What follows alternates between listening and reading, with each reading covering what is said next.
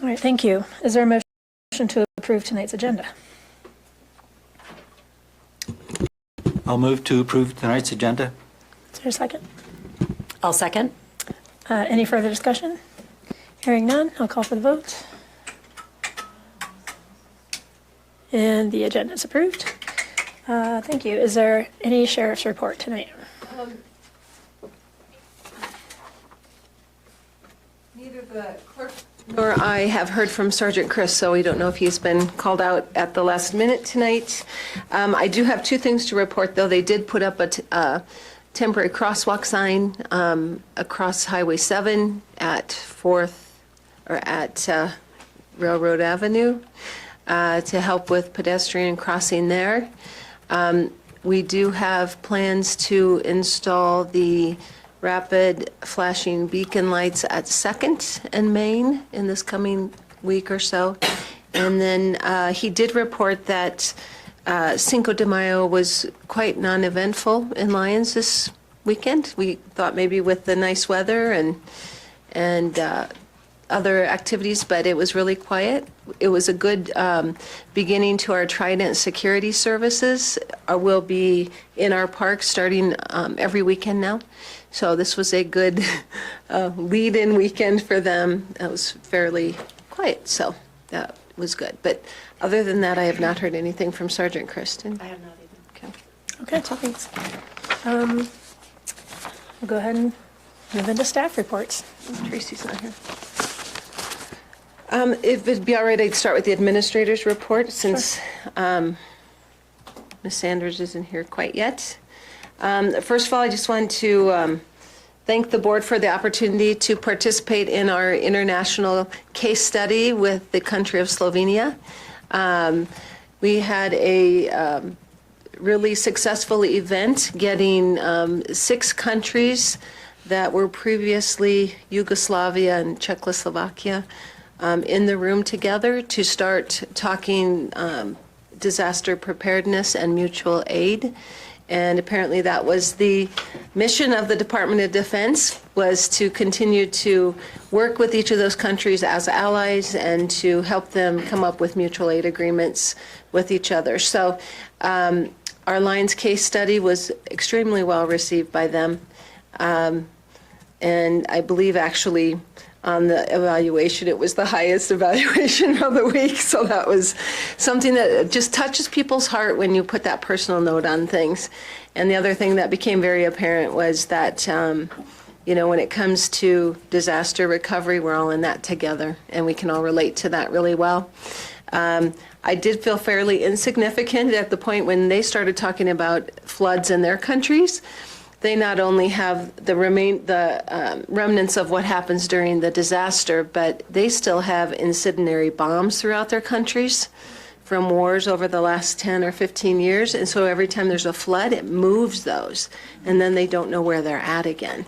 And so it was like, oh my. So they're dealing with some really serious after effects of floods and landslides, and actually still are very watchful of those. Instead of watch out for rattlesnakes, it's watch out for landmines. So kind of scary stuff, but really well received. There will be a group from Slovenia coming to Colorado in June.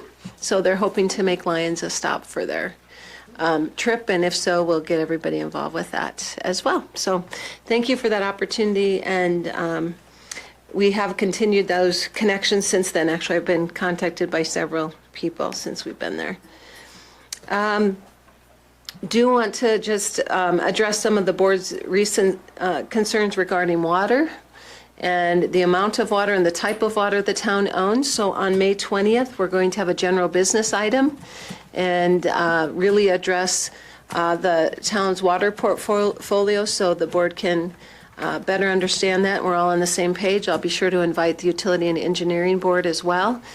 And also that same night, we're planning to have a workshop on our wastewater status and the new sewer project that's going in the Eastern Corridor and the impacts that BOD and TSS are having on that project. So we'll be talking about that in our workshop on the 20th. So get prepared to talk water and wastewater at our next meeting. Sure. Yeah. On the water discussion on May 20th? Yes. Is that going to incorporate anything BAA is on the consent They'll agenda? be here to present. Okay. So, and that study will look at what we're going to talk about on May 20th? It's not just confined to Bone Park, it doesn't seem like? No, it's not confined to Bone Park. It will Okay. be our complete water portfolio. BBA and myself and the city of Longmont met to make sure we were all on the same page and looking at what is the best way to irrigate at Bone Park with the baseball fields with our current water portfolio, as well as serving our needs into the future. So we just want to Okay, give you great. an update on that portfolio so that everyone is on the same page. Okay, thank you. The letter regarding the BOD surcharges that you passed earlier in the year went out, and those rates go into effect on this billing period, so that is something we're trying to prepare for and reach out to businesses to prepare them for as well. Do want to remind people that we do have funds left in the USDA revolving loan fund. If people want to try to implement some pretreatment measures, there's some very, very low interest loans to do that. So I'm going to get that out there as well. We have now, in regard to our CDOT update, our CDOT project completion for Main Street, all of the paperwork has been turned in and accepted. And we are now awaiting just the final written acceptance of that project and closeout. So that is, thanks to Ian Greer, our code compliance worked very, very closely with CDOT to get that finished up. FEMA staff were here today to do a visit. We went out to the 2nd Avenue Bridge site and looking at how that alley could potentially be closed on the west side, the buyout. So now they will be giving us our path forward based on 3 options that we looked at for increasing the height of that bridge. We looked at that. We looked at the outfall from the wastewater plant. You guys may recall that FEMA prefers that we remove pipes that are in the ground. Or FEMA goes back further, I'm sorry, on that. But they don't want it to become debris in the next flood. And so they took a look at that project as well as the new outfall. And then they went on down and looked at the Highland ditch, the sloping that occurred below that. They are still not very satisfied with that.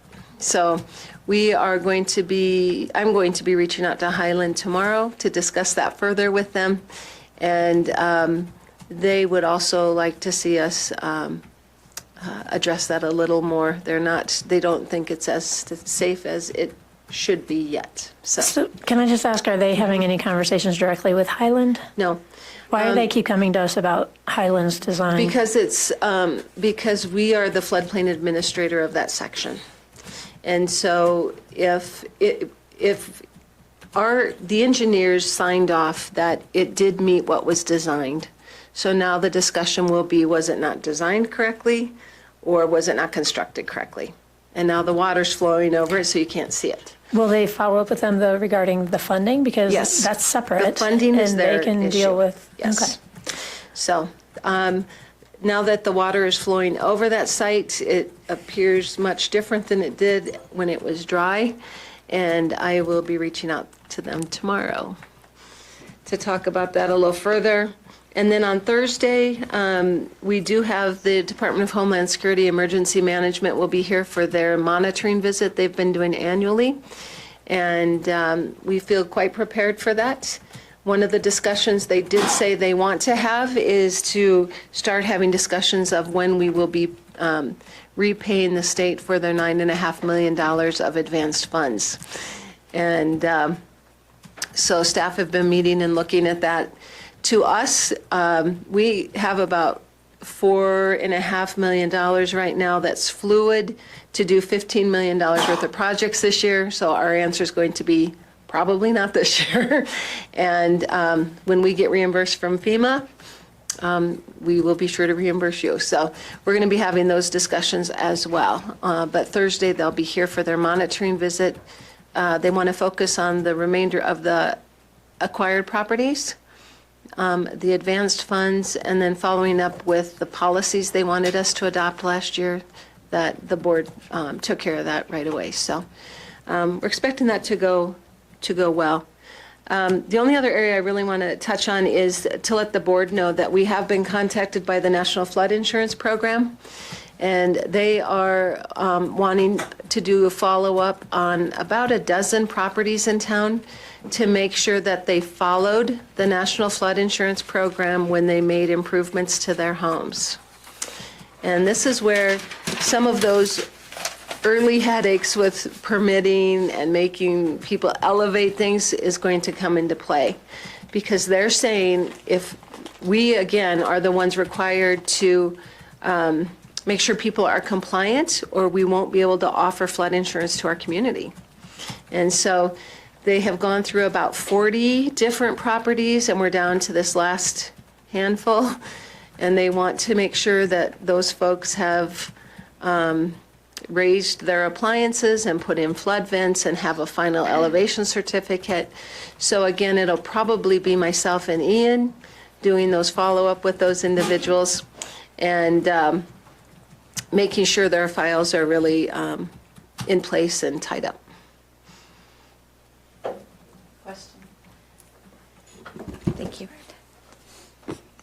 So if there's a house or two that haven't done any work because they're not getting FEMA funds at this point, how does that impact their decisions? Not everyone had the national, this is more of a, as a community to be able to even offer flood insurance, we have to show that we have an ordinance and that we're following it. Okay. So if you have individuals who chose not to make improvements and they don't have flood insurance, that's their individual risk. But for other folks that do, we just need to be able to show we followed the rules and implemented the regulations. So again, I think this is really much more of a mutual compliance sort of thing with the Colorado Water Conservation Board and the town, showing that we're doing our due diligence enforcing our codes. Trustee Browning? Yes. Was at the end of the report, or I was going to ask about housing, where Summit stood on their 4% tax credits, and do we have any still anticipated data when they're going to file their site and development plan applications? Yes, Planner Glasgow and I are meeting weekly with them on the phone still, and we will continue that. All of their tax credit applications are filed, and at our last Tuesday meeting, they hadn't heard back anything yet. However, they are moving forward. They have submitted some preliminary drawings on the individual family homes and have indicated they want to get going on that process just as soon as that tax credit application is approved. So, and they said they would love to get that process started, but they want to wait till make sure they have the funding. And their goal would be to hopefully be able to start construction hopefully by the end of June for the single families. And one more thing, I gathered no news from CDPHE on the Eastern Corridor sewer line permits? Yes. Those are, the permits have been preliminary, they have been approved to connect the Public Works building and the existing development proposed up to 34,000 gallons per day. And that's part of this wastewater workshop we're going to have at your next meeting. We'll be talking about what sorts of improvements need to be made to the plant to prepare for that, as well as worst case scenario for future. So the contract that's on a consent agenda tonight, if it's approved, They'll move forward. They'll be able to go forward Yes. now. They have the permits to go forward? Both the Okay. Public Works facility and Mr. Tamburello's development will be able to connect as soon as the sewer line is available. Yeah, thank you.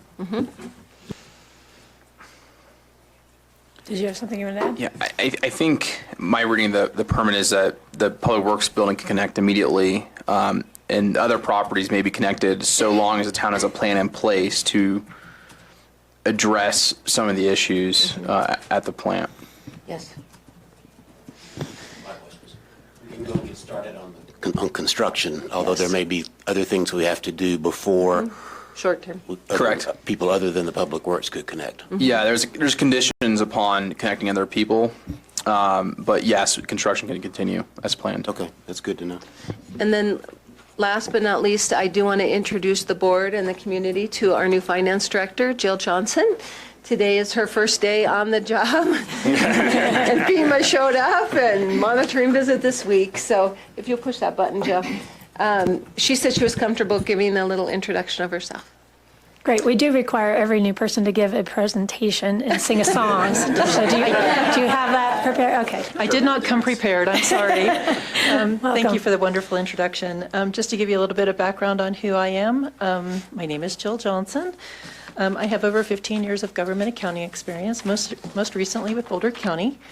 I am a certified public accountant and have a CPFO certification as well. You may not know what that is. It's a certified public finance officer's certification. It is a test of 5 tests that are, then you get a certification from the Government Finance Officers Association.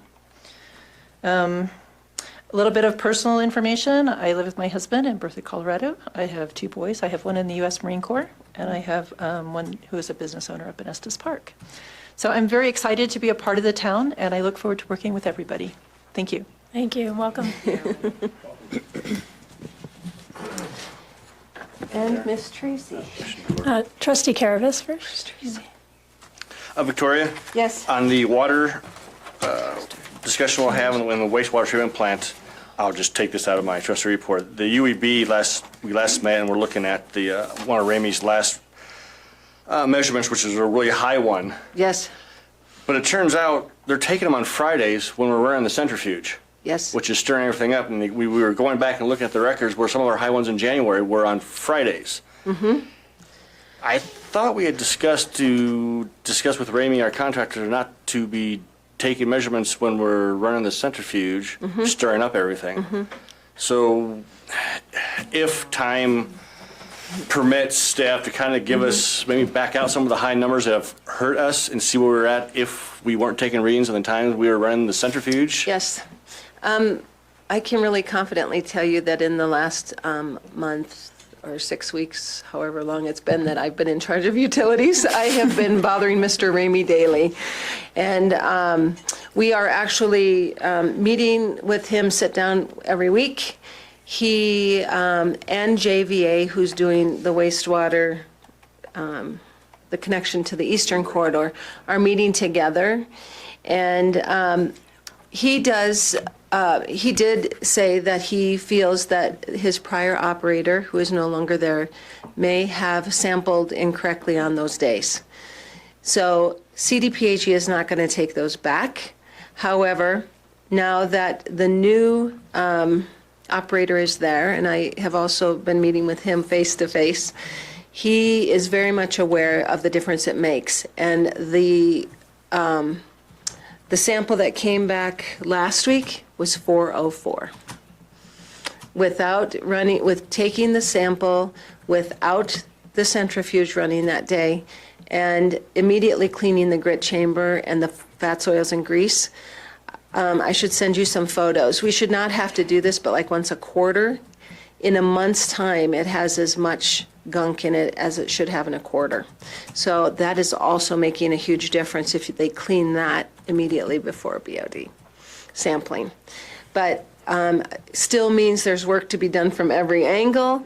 But I am hopeful that with their awareness now and me staying on top of them and realizing the impact that this will have on the town's budget if we don't get this under control in the next couple of months, I think everyone is on the same page taking it very seriously. Also, I should mention too that we got the water tank inspected. It was due for its 5-year annual inspection. It was inspected. There was a little work to be done on some rust spots on the bottom, but they've been taken care of, so we're good there for a little longer. Yeah. Any other questions? Okay. Oh, she's here. Tracy has a flood recovery update. Oh, we're texting in. We didn't even see you, Sydney. She just came in. You have to push that button. Okay, flood recovery. Public Works buildings are coming along really well. The replacement building, which is basically the storage building, they're doing all interior work, and it's still on schedule to be completed May 20th. And the operations building, they're doing all the framing, and that schedule will be completed at the end of June. But we will not be able to occupy those buildings till the end of the year because we have to get the water and sewer out to the site out there. So, but we will be able to move our storage, our inventory and storage into the replacement building and demo the temporary building. So we're hoping to get that demoed in June. So all moved and demoed. Second Avenue Bridge, we had FEMA come out today to take a look at a few items within the scope of work, just to give them some clarification of what we're doing there.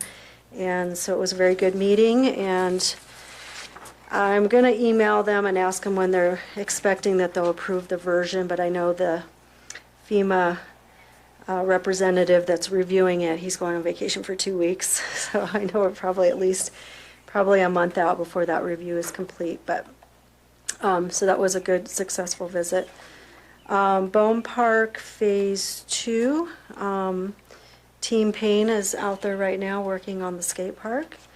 We have been having some issues with public accessing the site. It is an active construction site, so we will be putting some communications out there to kind of stay clear of the area, but we are adjusting the trail on the west side so that people can still have access to utilize that trail, but that's been just a little bit of an issue.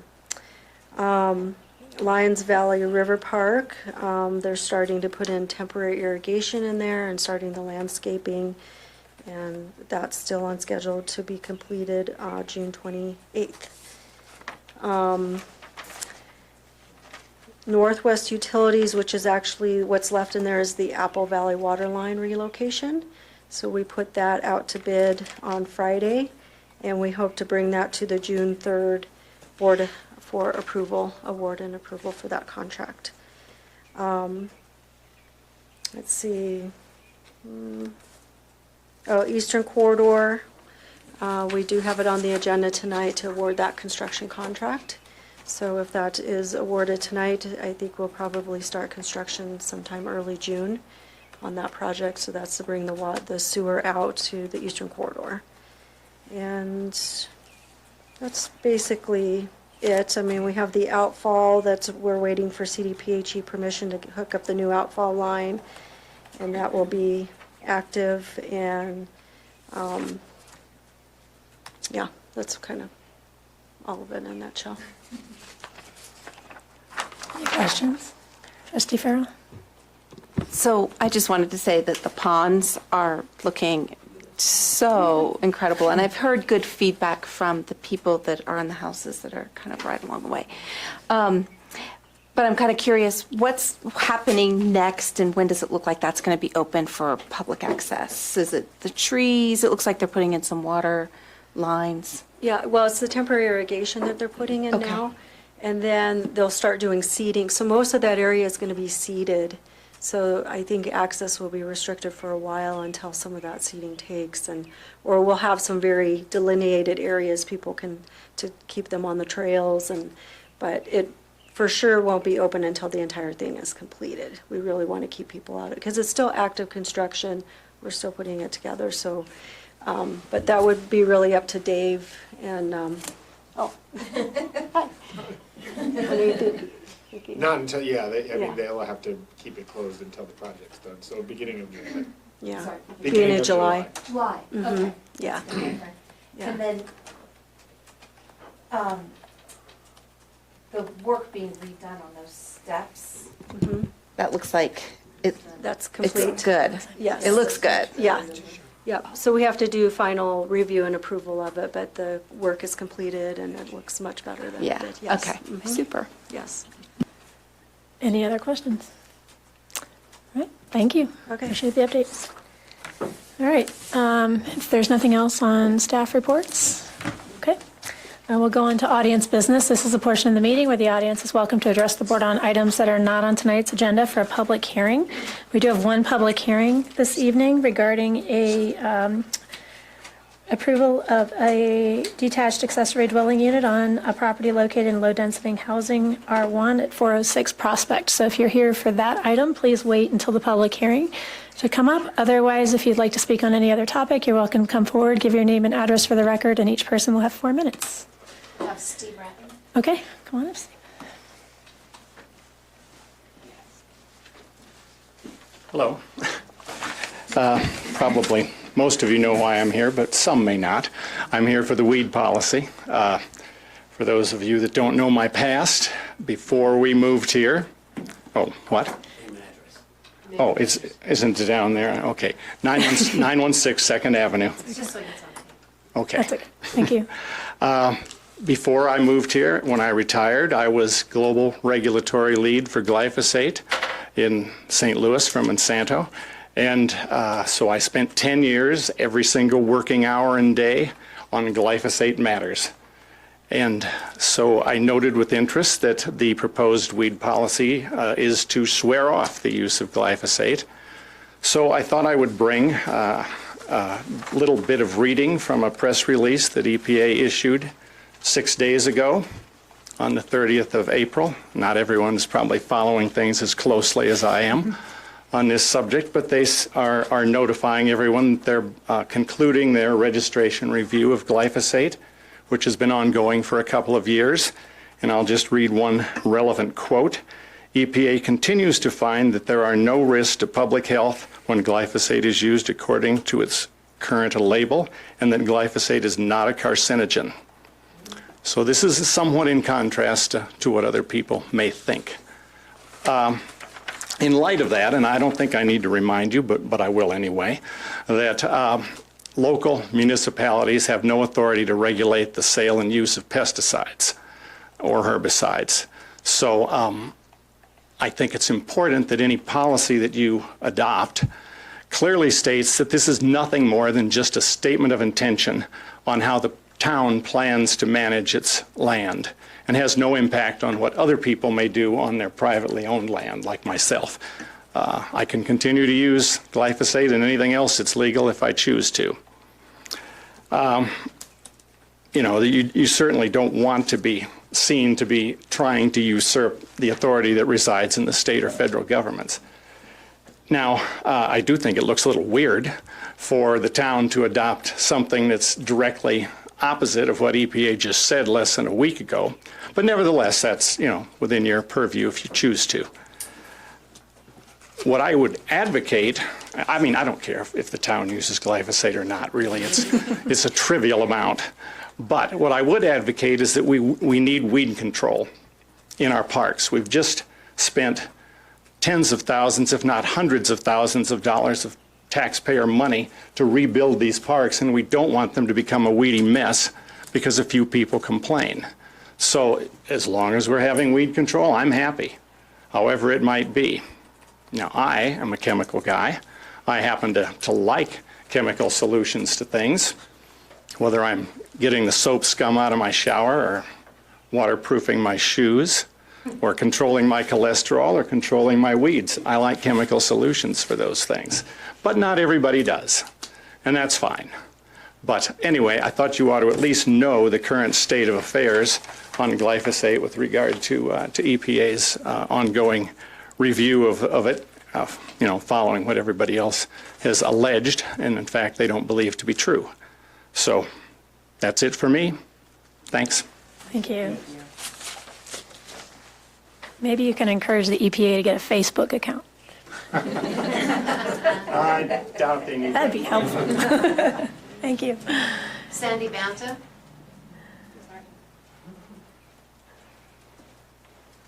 We'd like to all come up. Team here. Sandy Banta, 44 JJ Kelly, Lions. Kathleen Crane, 385 Esquez Court, Lions. Rebecca Shu, 2005 Francis, Loveland. All right, so really, we just wanted to take a moment to introduce Rebecca. We've been talking about the building and buildings for, I think, almost 10 years, which is about as long as I've been here, so maybe even before that. And now you can see what's going on down the road. We have a building. It's almost complete. So now it's really time to turn toward what public libraries are all about, and that's community engagement and enrichment.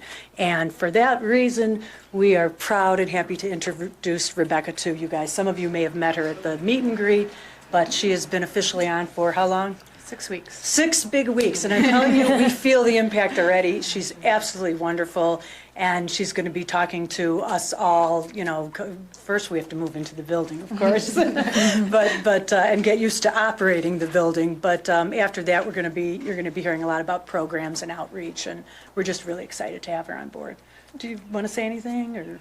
I wasn't prepared for speeches either, but thank you for meeting me at the meeting, and give you a brief background like she did. I've been in public libraries for over 14 years now and in management for 9 years, so I hope that that experience serves the community at Lyons well. One more quick thing. Our fundraising we're not actively fundraising for the remainder of this year. We're just trying to get the building done. And it does look like we'll be moving in by the end of July, right, Sandy, who's our amazing committee? We'll be moving in by the end of July. We'll probably have a small kind of donor event, soft opening at the end of July.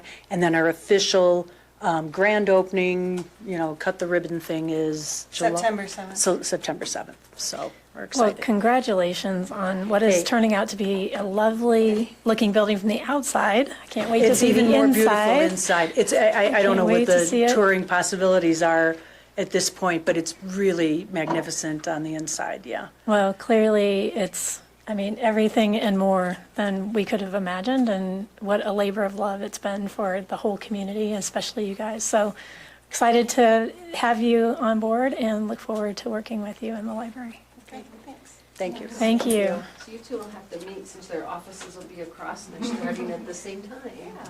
Yeah. Anyone else for audience business? All right, we'll close audience business and go ahead.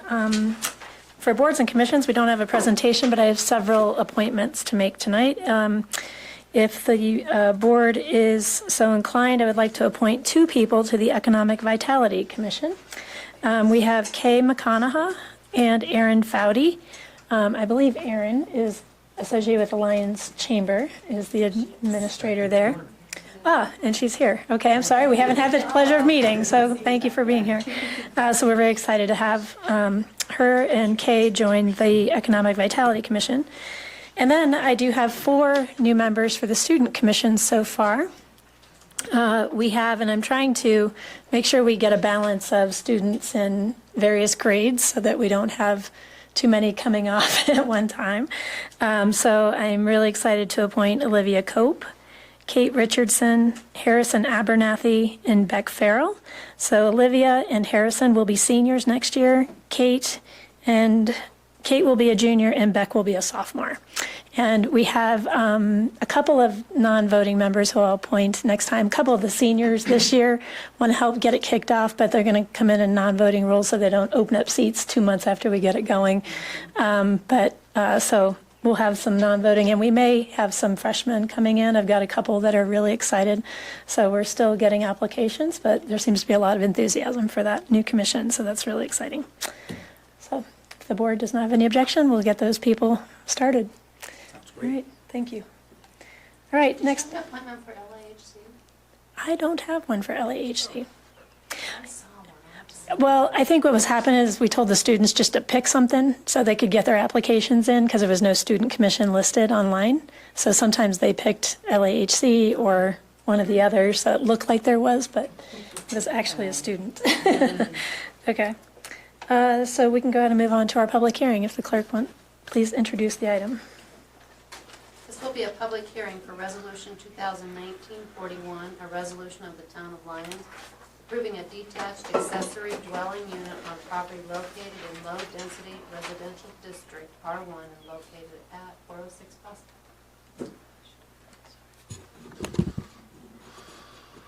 Prospect. Is there a staff report? Sure. Jason and Sarah Stillman are the owners and applicants at 406 Prospect. Jason is here in the audience. They submitted a conditional use application about 6 months ago. It wasn't complete. They completed the application about a month ago, and the application was consistent with 16720 in the code, the conditional use process. So if approved, the ADU would be 592 square feet, be a single bedroom, be above their current garage. The unit is located, or the whole property is located in the 100-year floodplain. And so the primary home is a single-story home. So the bulk of the garage would be a little bit higher than the single-family home. In this case, because it is located in the floodplain, putting it above the garage seems to make sense. The neighbor's home has a cathedral ceiling that is tilted away, so it receives sun from the west, and the neighboring home on the north is also 2 stories. If approved, this whole garage building would have to be flood-proofed, if you will. It would have to go through the floodplain review permit process, and because it's over 50% of the value of the home, or of that structure, excuse me, it would have to be improved with flood vents and be brought up to allowing that building to be more flood resistant, if you will. After review of the application, the application meets most of our criteria, except for potentially the fact that it's within 5 foot of the fence of the neighbor. Usually want it to be away from the neighbor, but in this case, because it's above the garage, there's not another choice. You could put it behind the home, but then you would be impacting the floodplain more. So in this case, it seems to make sense that this would be the best place to put an ADU on the property. The area does not have a whole lot of ADUs. It was built for a higher density than is there today. Because of the flood, it took out a number of homes. So this would be restoring a small dwelling unit in the confluence and providing some type of smaller housing there. I believe it is the intent of the applicant to use this for family, but they do not want to forego the possibility of this becoming a rental in the future. There is a non-conforming shed in the back. It is in the setback. It has been there for at least since they bought the property. It's been there since the 70s, I believe, as far as we could tell from the images. So we haven't asked them to move that at this point in time. I don't think the shed would survive if you moved it. But the PCDC recommended approval of the ADU with the consideration of green building standards when they do build the house. We do have one of the requirements is to implement green building standards in a conditional use process.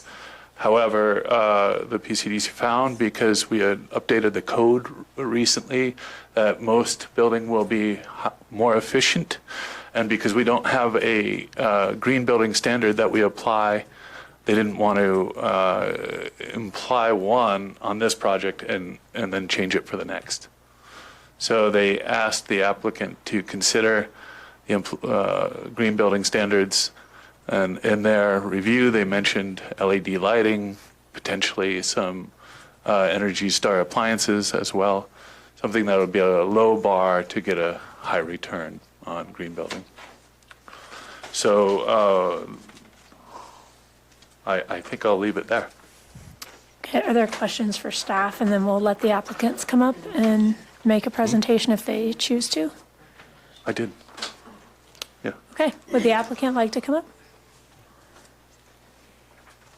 Hello, Can you just start with your name and address? I know Jason you're Stillman, in the record. 406 Prospect Street. Thanks. Basically, my wife and I are looking to build a mother-in-law suite in a very, very literal sense. It's for my mother-in-law. She's coming once a month for about a week every month to help us with childcare. We started a family a couple years ago. So that's really what we're trying to do in the short term with it, is just accommodate her and give her a nice place to stay when she's here. She lives in Telluride, so that'll be a hard thing to do, but Lyons is real nice too, of course. But yeah, and maybe 10 years after the kids grow up a little bit, we'll probably be pretty interested in renting it out to somebody that's just looking for a one-bedroom apartment, which I know there's a shortage of around here, so I think that'll be a really nice asset to the community moving forward. That's pretty much Any it. questions of the applicant? All right, looks like none. Thank you very much. All right, we'll go ahead and open the public hearing for the resolution 2019-41 related to the accessory dwelling unit at 406 Prospect. Would anyone like to speak to this item? I'm Rick DeSalvo. I live at 419 Park Street in the Confluence. And I just am here to speak in favor of the applicant's conditional use permit. I live just across the alley from the property, and although this will be a two-story garage now, I don't think it will negatively impact on the view shed in the community because it's so far east of the community, and that's mostly, flat land out there. And then I don't see anybody here, anyone else from the community, so I just thought I'd let you know, I think the sense of the community in the Confluence is in favor of this ADU as well. So, thanks. Thank you. Anyone else like to speak for this public hearing item? Seeing none, we'll close the public hearing. Is there a motion from the board?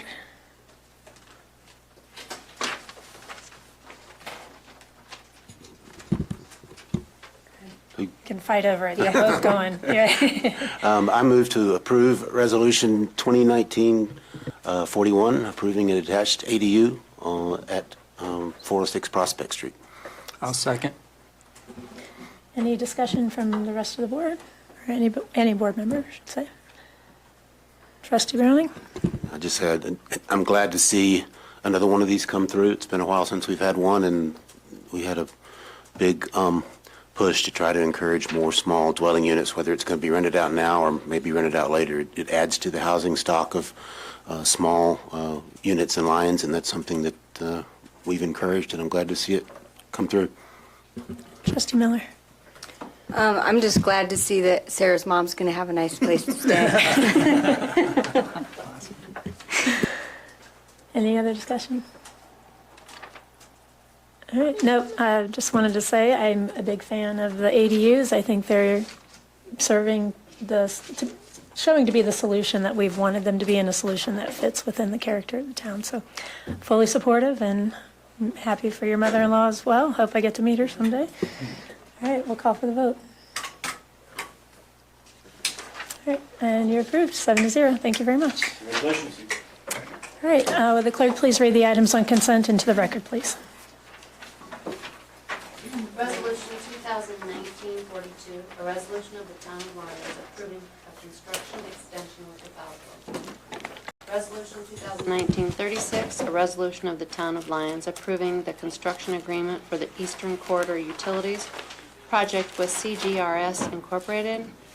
Resolution 2019-43, a resolution of the Town of Lyons approving additional services for water rights for Bohm Park with Bishop Brogan Associates. Resolution 2019-44, a resolution of the Town of Lyons approving a memorandum of understanding regarding the town use of the Lyons Regional Library District meeting rooms. Resolution 2019-46, a resolution of the Town of Lyons to amend a professional service agreement with Charles Abbott Associates to include on-call engineering services, and that May 2019 accounts payable. All right, would anyone like to pull any items from the consent agenda? Trustee Farrell? Yes, I'd like to pull item 3, please. Trustee Carabas? 4 and 5, please. Any others? Is there a motion to approve the remaining items? I'll move to approve the remaining items of the consent agenda. I'll second. All right, any further discussion? Call for the vote. And the remaining items are approved, 7-0. Thank you. All right, on to our first item under general business, Resolution 2019-45. Is there a presentation from staff?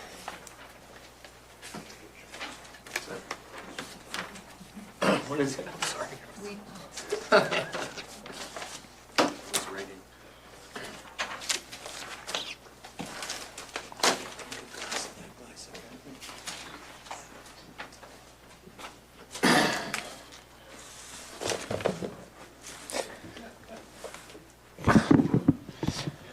Dave Cosgrove, Director of Parks and Public Works. This is a follow-up item from the March 18th meeting and a workshop also in regard to the Town of Lyons Integrated Weed Management Plan.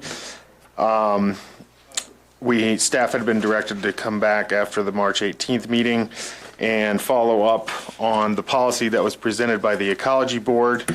It is a revision to the plan that was passed in 2018.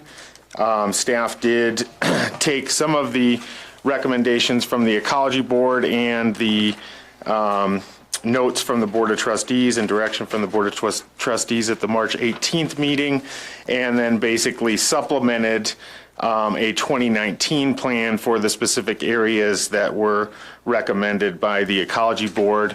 I will note that due to the time frame, we have not been able to take this back to the Parks and Rec Commission and the Ecology Board, which they had requested. The, I guess, most notable changes based on the revision you saw last time is that I did work with Attorney Dittman on just double checking the town code and making sure that all the language would reflect what we would need to do to conform to the Colorado noxious weed management plan, the county's noxious weed management plan, because those are both cited in our code, and then also the note on the application process.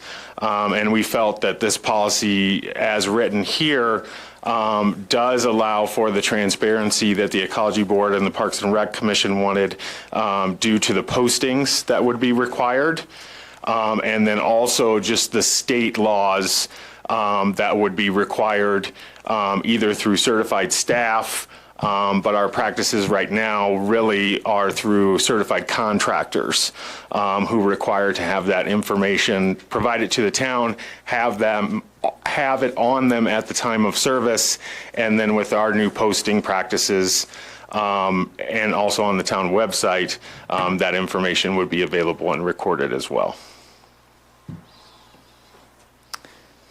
Are there questions for staff? I'm sorry, okay, you want to? Yeah, just Town Attorney Brandon Dittman. I just wanted to add to that a little bit. A few other things we did to this weed management policy, and I guess to start with, we looked at Boulder counties in the previous 2018 policy a lot, and what the Town Ecology Board had recommended, and kind of merged those documents together. In addition, I made a number of changes to try to incorporate the state and federal law citations that this policy kind of builds off of. There's something, I think, a unique feature of this version of the document versus previous versions. We try to add a lot more flexibility into it for amending it in the future. We realize this is kind of a starting place, that, the town is not going to have the world's most best and perfect weed management plan from day one. So we created a process within the document to which it can be amended through town staff interpretations, through future attachments approved or by the board, and make it a lot more flexible going forward than the old process, which was not really well defined, other than the fact that the code requires some sort of plan be in place. And so we really try to add in a bunch of flexibility and create this is a strong starting place to move off to in the future, should new techniques or procedures be beneficial to the town.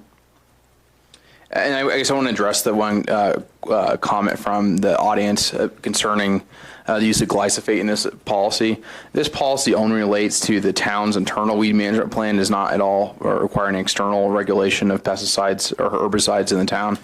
And so we believe it's fully compliant with FIFRA, is the federal law which he was referencing. And so I don't think there's any concern here, given that's clearly just for the internal management of weed policy within the town.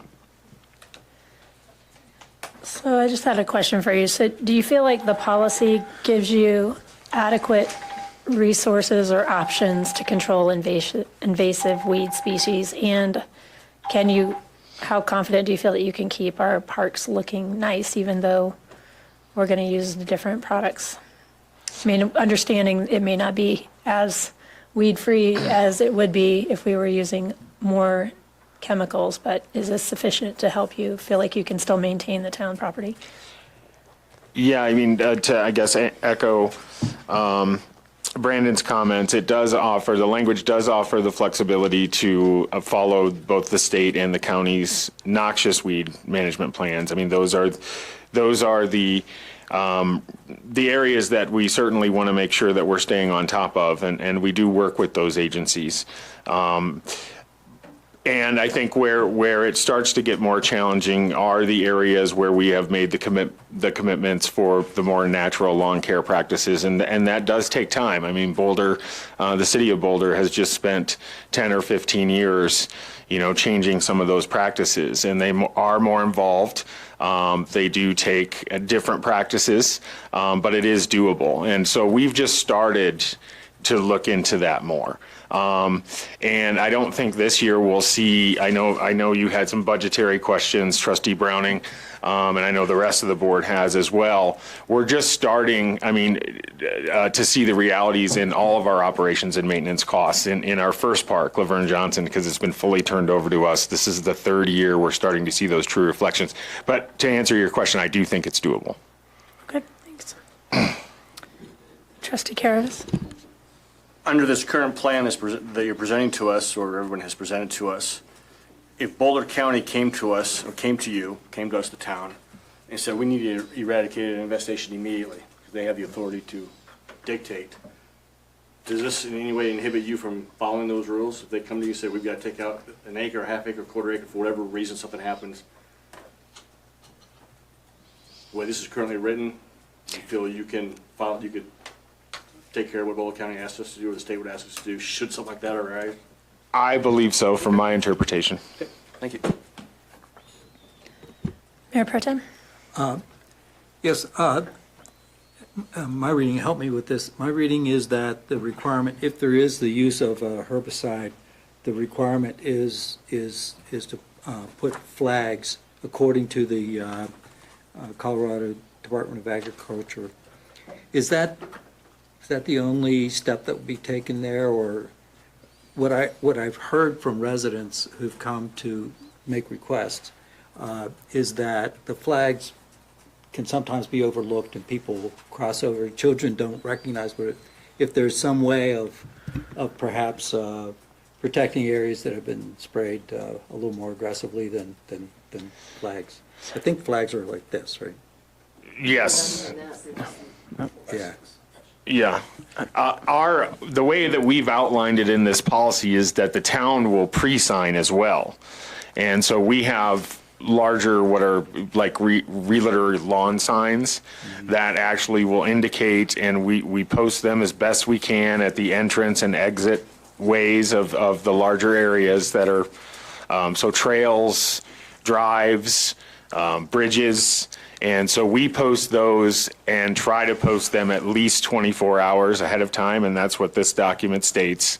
And it'll post the date of service, the type of service, the contractor's information so that people can contact the contractor directly to ask questions, which is good practice because they will typically have most of the answers, if not, greater information. And then also through the website. And so we are working with our communications people to develop where that would best be. Should it be a separate spot that people could go to? Should it be on the Parks and Rec homepage? Should it have its own homepage? But that will also have contractor information, product information, the material data safety sheets, so that people can look at that directly prior to the service. So we're still working out those bugs, but we know that that's very important to people, but we want to make sure that it's available. So would the signs that are at the location include the product that's being applied? That is the goal. Right now, I will admit it's been challenging because we have a lot of different variables. We haven't been fully in full control of this. So, for instance, an example was last week. We still have Bone Park Phase 1 under contract warranty with a contractor, and we contacted them ahead of time and said, look, we need to understand your schedule. The town is making a commitment for no use of glyphosate-based products. We need to understand the products you're using, where, so that we can communicate it beforehand. Well, some contractors don't communicate as well as others, and so we weren't able to get that information until they had already arrived. And so it was chasing it after the fact. It's going to be like that for Lions Valley River Park. We have a large landscape contractor coming in, Western States, who we don't dictate the means and methods. Certainly they're not going to hand pull all of the weeds on that site. And so they're going out there to plant that area, and we've asked them the same thing and communicated with them that, look, this is our process for our town, and this is our expectation. You need to communicate with us those services. All right. Trustee Farrell. I wanted to piggyback a little bit on Trustee Drysdale. Sorry, I keep wanting to call people by their first names. So you answered one of my questions about Bone Park. And I think I had asked this before, why can't we have this included? And it's because we're still under the contract of the development. Is that correct? It has a warranty and maintenance period for the first phase. And what's that time frame? It will end basically at the end of the year. So they will go through the fall. Okay, so next year it could be a possibility that Bone Park could be brought into this plan. Correct. Okay. And then I wanted to piggyback a little bit more. I walked the street on McConnell Drive from my neighborhood to the middle school, high school, and I think I saw 2, maybe 3 flags. One of them had completely fallen over, and I don't think I saw any other kind of signage. And I only saw it on one side of the street, not the other, so I don't know if the other was sprayed or not. But it really, my concern is that it was not enough. I really did feel genuine that kids and pets that walk up there along that street so often would probably not even have noticed the flags. And I do think that we heard one pretty big complaint about it. So is there any chance that we could insist that they get more flags, especially since they're so small, not just at the beginning of the whole entire block, perhaps that's what it was. And, I think that, yes, there's that tendency to say, oh, well, the contractor, they're really big and they didn't get to, we're having a hard time communicating, except that aren't we doing these contracts every year? And in terms of establishing that, or is this a long-term contract? In other words, can we insist on each renewal of the contract, if it's on a yearly basis, that this is absolutely a requirement, that they take a responsibility. In other words, I don't want to, I feel that our citizens deserve to hear more of like, oh, the contractor made the mistake, but we are responsible for holding them accountable. So if that's a renewal of every year, that really should be communicated in contingency on, you're going to get this contract because you really are going to prove to us that you can communicate really well. So that would just be my feedback. Anything else? Trustee Wah? So you may have already answered this in your comment earlier, but I was looking for some budgetary numbers. And are you just saying you just don't have that? We've gotten answer? some initial ones. So our organic measures are roughly 50% higher. So, if we chose not to, so your typical home weed and feed or commercial weed and feed, which is typically a fertilizer and broadleaf weed control application. So to give you an example, the Bone multipurpose field, which we have a joint use agreement with the high school to actually once a season at least, aerate and then fertilizer and broadleaf weed control. That field is roughly 90,000 square feet. To do a typical treatment, a normal treatment with like Swingle Lawn Service or Green Thumb or somebody like that is going to cost you somewhere in the neighborhood of $600 to do one treatment, and they suggest with the organic measures to do at least 3 because it's a different type of treatment, is going to cost you about $1,400. So with the areas that you've identified as the test areas, I guess I'll call them for now, do you feel like that's within your current budget for 2019 to Yes, do those test areas? that's what, yes. So we budgeted a certain amount for weed control, and plus we just have a building maintenance and grounds line item for parks where we're able to do what we've outlined here within our budget for the year. All right, thank you. All right. Trustee Browning? The cost considerations are something that I have been thinking about, but there's no really estimate now for the town-wide application of this policy in terms of dollar difference between what we have in place now and what we'd have under the new policy. Well, like I said, you can basically expand some of the numbers that I've done now, and it'll fluctuate from year to year because you're going to have different problems from year to year, right? Different areas of infestation, different areas where we might need to do more or less. But ultimately, I don't. There are a lot of things that we still are going to are going to have to start looking at operations and maintenance wise once everything is fully built out, because things will be different. What has the town of Lyons itself tried either organic or biological weed control in the past? In areas, but not full blown. Okay. So we've tried various methods of biological control in areas for knapweed, and we've done that in the Steamboat Valley drainage area, and it had success. That was probably 2000. I want to say around 2006. Is it insects or what? Yep, insects through CSU, and that worked. We've also tried various organic, vinegar salt mixes, and they've had varying success in varying areas. And then we, of course, use a lot of mechanical methods, hand pulling, mowing at different times of season to make sure that weeds are mowed down so they don't go to seed. So we use a lot of those methods as well.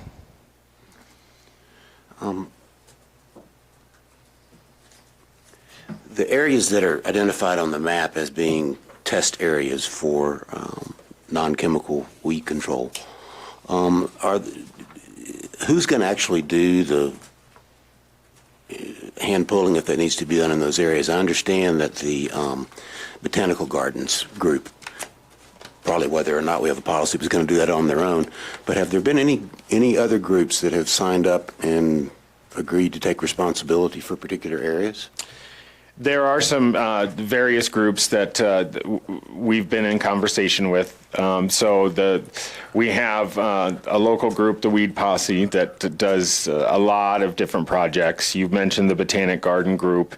And then the Ecology Board and the SOS group are still in conversations and going through a process on what they would like to see in these areas as well.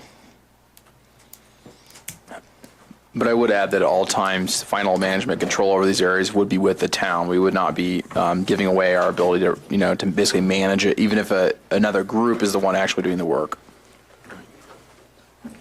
But it is the intent that there will be some volunteer assistance. At this time, yeah. Just one kind of technical question. In the draft policy, in the second paragraph, there's references to cultural and mechanical means of controlling weeds, and then there's parenthetical explanations. Aren't those backwards in terms of what's cultural and what's mechanical, the way they're described there? Those are taken directly from the hierarchy that we use. But I mean, from Boulder County and from the other on the, from what I've seen.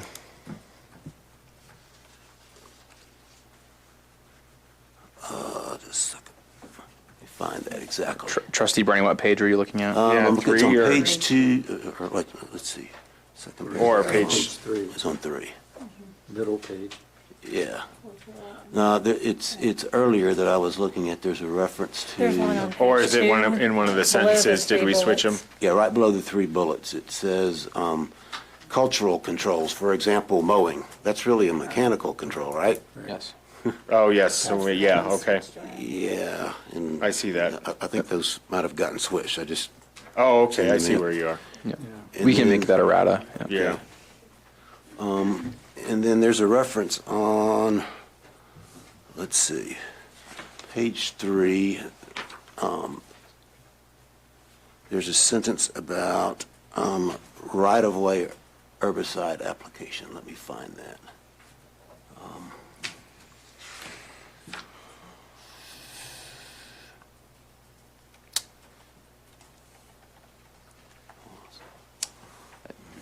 Trustee Browning, is it on page 4 under the herbicide and pesticide application? Yeah.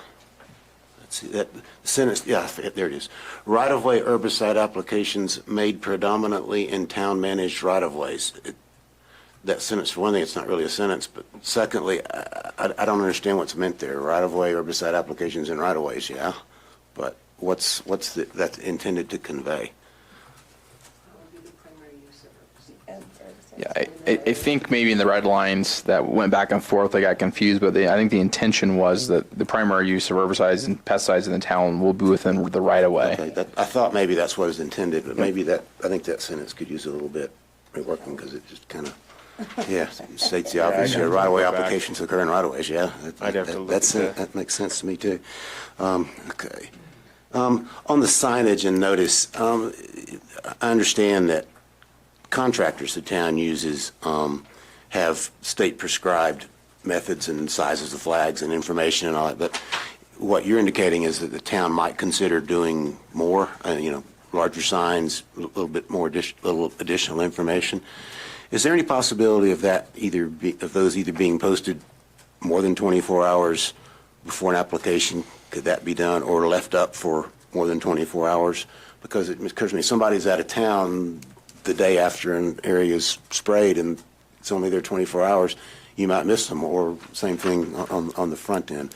Is, if you've got to have somebody put up the signs anyway, is there any greater cost in putting them up, 2 days in advance instead of 24 hours?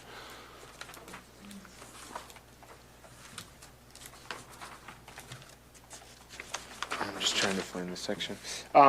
Yeah, I mean, it's certainly something that we could look into.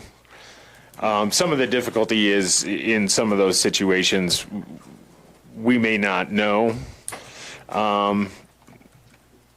And so mandating something like 72 hours or longer makes, in certain instances, we may not be able to meet that timeline. And so we'd hate to break our own timeline. Would it be possible to phrase it as a goal of 48 hours notice or something and understand that it's Yeah, I not think that's more than required? reasonable. I certainly understand the need to get them out as soon as possible, so. Just because, somebody, like I say, somebody's out of town for a day, they could potentially miss it. It just gives a little more You bet. potential notice, I think. Another question I had is attachment A that appears along with this policy that was sent to us, is that intended to be part of the policy itself, or is that additional explanation, or I wasn't sure if we were being asked to adopt that as part of the policy. Trustee Browning, if I may, we added a section within the weed policy itself where the town could basically make attachments every year to indicate that year's policy for weed management or for weed management policy for particular sites.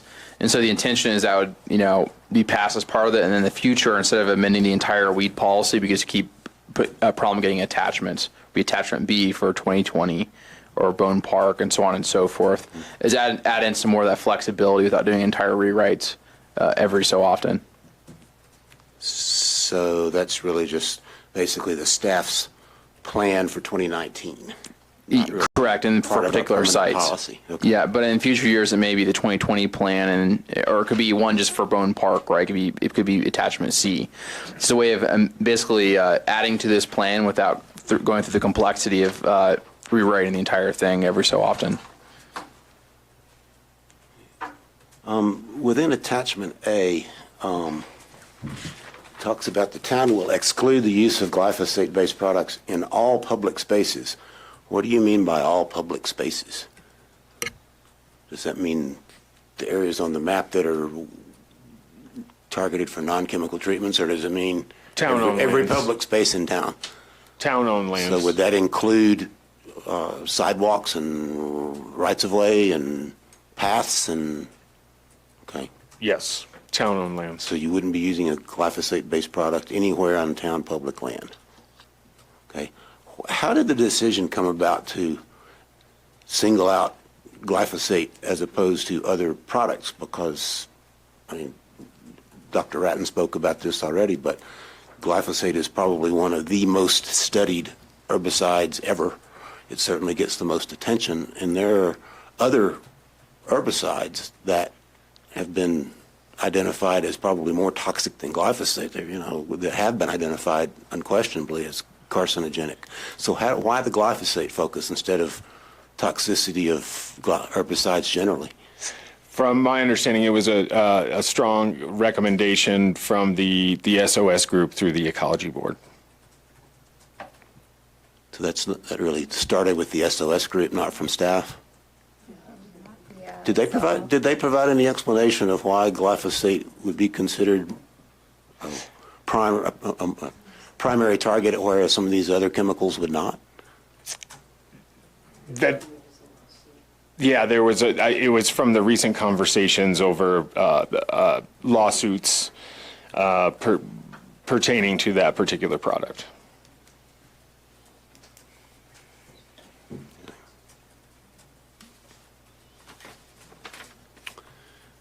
Okay, those are all my questions.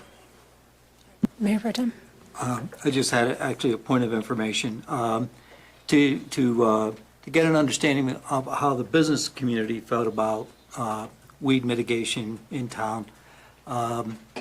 The chamber has started doing some surveying, so I actually wrote a little question for the chamber members, and I wrote it starkly, this poll and this poll, the very stark end to end. And my understanding is that the response to that, there was a pretty good response from the business community, and it was generally in favor of more natural methods for weed mitigation as opposed to a more aggressive method for weed mitigation. Generally, just by nodding, did I say that right, Aaron? Okay.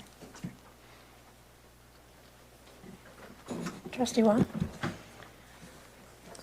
How do you plan on monitoring and measuring the success of the test areas? I mean, obviously, we'll be able to see if it's not working, but I would like to hear a little more beef to that question from a town staff perspective. Well, visually, obviously, will be one of the ways we'll be comparing, but we're also working, we still need to vet through the Ecology Board and the SOS Group. The SOS Group has gotten a grant from the Lions Community Foundation for soil testing, and then wanted to continue to work to develop a plan for the management or continued management of no use of herbicides or pesticides in these areas to show how natural land management of those areas could work. And so staff will be working ultimately. You'll see that the plan indicates that, formal proposals would have to be worked with the town on those areas prior to any agreements.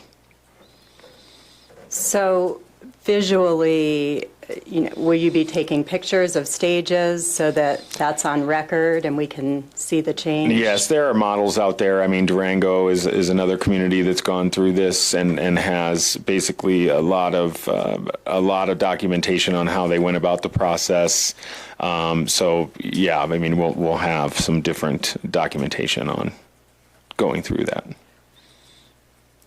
I guess I'm just well. A lot of these areas are natural in their states anyway. So, like the riparian area in LMJ, that's a restoration area. So we have documentation on plant counts, what survived, what hasn't survived since the warranty period, the different weeds. I presented. I don't know if you saw it, but I presented the SSV3 is another case story of a restoration area, and so we have initial reports from the contractors about survivability, how much seed has taken, that sort of thing. So we have some initial data to start with. So the soil testing that SOS is proposing, I'd like to keep abreast of that and what's their plan and how will that data be used? Is that data public? Does that go through Parks and Rec first? I'd just like to stay abreast of that before that ball gets rolling, if the board so desires.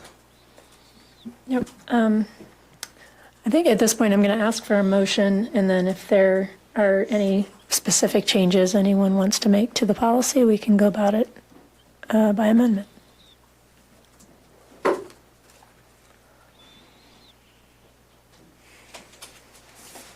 Trustee Farrell? I move to approve Resolution 2019-45. Is there a second? I'll second. Okay. Any further discussion or amendments? I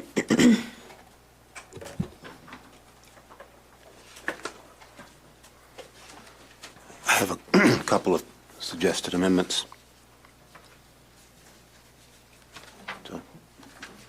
Do I have the floor? I'm sorry, okay. Trustee Brown. Sorry. Yes, Okay.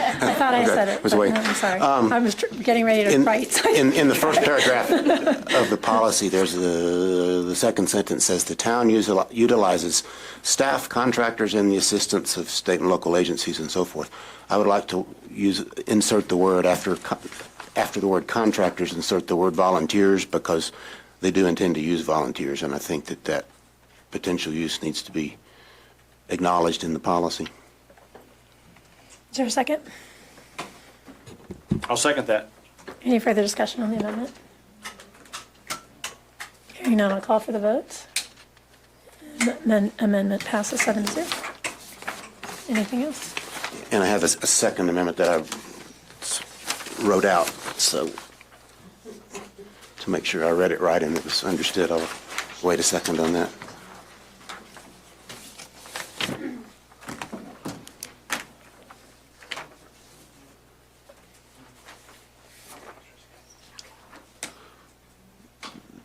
This would add as the third bullet point following paragraph 3 on page 1 of the ordinance, the following sentence of references the purpose of the town weed management plan I would have to add a purpose that says, enhance the attractiveness and curb appeal of Lyons by controlling weeds on or near streets, sidewalks, paths, and rights-of-way. And I'll explain the reasons for that if it's seconded. I'll ask for a second, and then I have a question. I'll second that. Thank you.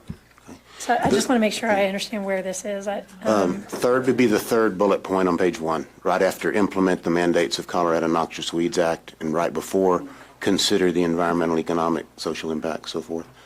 Thank you. And the purpose of this is there's a pretty narrow focus of most of this policy, I believe, on noxious weeds, in particular noxious weeds in parks. But part of the town's weed management plan also affects, I don't know if it's the right, probably not the right word, normal weeds on sidewalks and streets and rights of way and that type of thing. And I didn't even see that purpose reflected here. And we have had input from the business community and residents as well in the past about they don't want a bunch of weeds growing, on Main Street or Broadway, or really probably on their streets as well. And so it doesn't really change the substance of the policy, but I thought that purpose of controlling basically unsightly weeds in the main part of Lyons ought to be acknowledged as an appropriate purpose of weed management. Is there any further discussion on the amendment? Hearing none, I'll call for the vote. I would like to I'm sorry, make a quick go statement ahead. on that. I think I'm okay with this. I would point out, though, that there is a requirement under town code that certain adjoining property owners maintain pieces of sidewalks. And so I just want to put maybe that consistent with town code at the end of this, in order to make it clear that it's not the town's responsibility in all cases to maintain sidewalks, paths, and right-of-way. There are circumstances under the code where the adjoining property owner may be responsible. No, I wasn't intending to change that existing ordinance. So just to clarify, are we passing it as is, or were you recommending a change? I would recommend putting consistent with the town code, if that's okay with Trustee Browning. Add what? I'm sorry, I didn't hear it. Add to the end. Okay. Add consistent with town code. Oh, certainly. Okay. And since that came from staff and not another board member, I'll allow it as a friendly amendment if the Okay. seconder, so. Yeah, and that's fine with me to add the words consistent with the town code to the end of that statement. And that's okay with the seconder? Okay, thank you. All right, I'll call for the vote on the amendment. And the amendment carries 7-0. Thank you. Any other changes or discussion?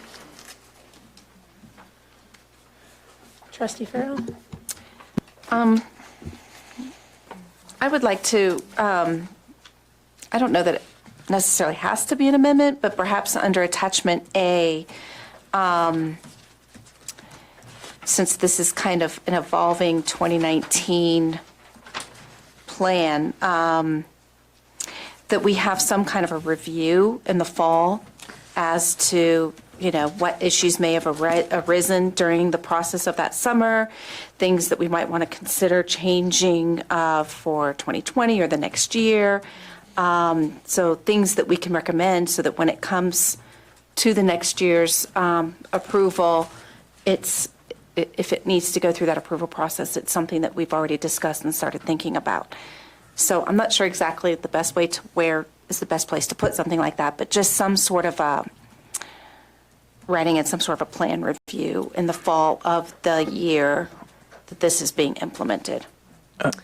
Trustee Farrell, I think there's two ways you can do it. One, it could be a staff commitment that we're going to have a workshop on this to review the effects of the 2019 plan, maybe in January of 2020, or you could explicitly put it in the policy, maybe specifically attachment A, that there shall be a review on X date.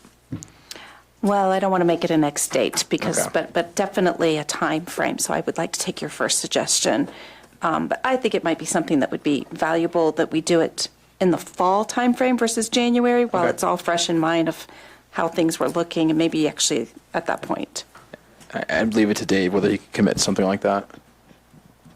Yeah, I think that's very doable. Okay. And that would be, the close of fall would be the appropriate time frame. I agree. Okay, thank you. All right, any further discussion? Trustee Browning? I'm going to vote no on this, although I do commend the staff for making what I consider are a number of improvements to the prior version after our workshop. I think it's incumbent on a board member to say why when they vote no on something. And three principal reasons. One, cost. I'm reluctant to commit to a new policy that I simply don't have a good overall cost estimate for. I understand the expressed desires of a number of Lyons residents to move from chemical treatments to other means of weed control. But in the whole process, I've never seen a cost estimate of doing that. And when you do that, you're asking other members of the community through their taxes to pay for those preferences. And if I had a good handle on how much it might cost us, I might be willing to support this, but I don't think that we've been given townwide numbers. Related to that, the advocacy for things like hand-pulling weeds instead of treating them chemically would be a lot more effective from my view if some of the people that had proposed that were willing to step up themselves and say, our group will agree to take responsibility for this area of Johnson Park or for this area of one of our other parks or another particular piece of right-of-way or something. It's not as effective advocacy in my book when somebody says, I would like a change made, but I want somebody else to do it and somebody else to pay for it. I commend the Weed Posse. They do a great job. And I like what the Botanic Gardens group is doing, and I think they'll do a wonderful job on the area they're responsible for. But I simply didn't see enough people willing to basically put their time and effort where their words were. And thirdly, I've got a problem with singling out for what seems to me to be kind of public relations purposes the use of one type of herbicide and not others. It's not based on any kind of scientific reasoning. In fact, runs contrary to some science. I'm a big believer in science. As the signs around town say a lot, science is real. And if science tells us that there are more dangerous substances than glyphosate, but we're going to let those be used, but we're going to focus on glyphosate just to appease some people's public relations views, I think that's going contrary to science. And I think there's a lot of deliberate refusal to honor science in public policies these days. Climate change on the federal level, for example, right now is the science on that seems clear, but a lot of people refuse to accept the science just because they have differing personal beliefs. I don't want to see that same type of approach on the local level, and for that reason, I reluctantly vote no, although I will add this policy does have some good changes in it. I like the public notice parts of it and commend the staff for willing to go beyond what the state minimum requires there. I think people should know what the town does with its weed management, including what chemicals it uses, so that they may choose whether to frequent those areas or not. So it's an improvement over what we had, but it still falls short as far as I'm concerned. Thank you. Trustee Waugh. So I've been really on the fence with this one because I do feel, pretty strongly about it from an environmental perspective. And we are such a unique, environmentally focused community, so I have a lot of support for it in that respect. But Trustee Browning pretty much said everything else that I feel about this policy, and I'm quite surprised that there isn't anyone here from the Weed Posse or SOS tonight on the, oh yeah, there is one person in the audience there. And same kind of, I would like to see more commitment from that group to volunteer to help this policy along the way. They've stated that commitment in the past, so I'd really like to see that come to fruition. In the end, I am going to vote for it, but I just wanted to state that opinion. Trustee Caravas. Similar to what Trustee Waugh just said and Trustee Browning, the science issue, there's plenty of science saying the opposite of picking out one chemical. Most of that was never ever presented. It was just all one-sided because it was personal opinion what they wanted to do. So the Ecology Board nor the this board has brought both sides of equal arguments. I've still, as I've always spoken to Dave and on two different things, I don't want to handcuff him on anything he does, and he's required to do by town, state, or the county. So I'll be voting no again because of the trying to completely take away one of the tools out of his arsenal. But also where I hammer him all the time on the parks and watching costs and hitting the budget season and just not having any real numbers. I think it could be done a little bit better. I'll be voting no also, but I have all the confidence that with something Dave said the last time he was here, that prior to the flood, the board, you guys were doing a really good job of not using very many chemicals. You had worked through the years and gotten to that point in a lot of places. And I'm confident that with the guidance of this board and the ecology board, they'll be getting there and we'll be there shortly anyway. So just a quick question for you, Dave. I thought the town had stopped using glyphosate a while back. How frequently is it still used, or is it used? Well, we haven't.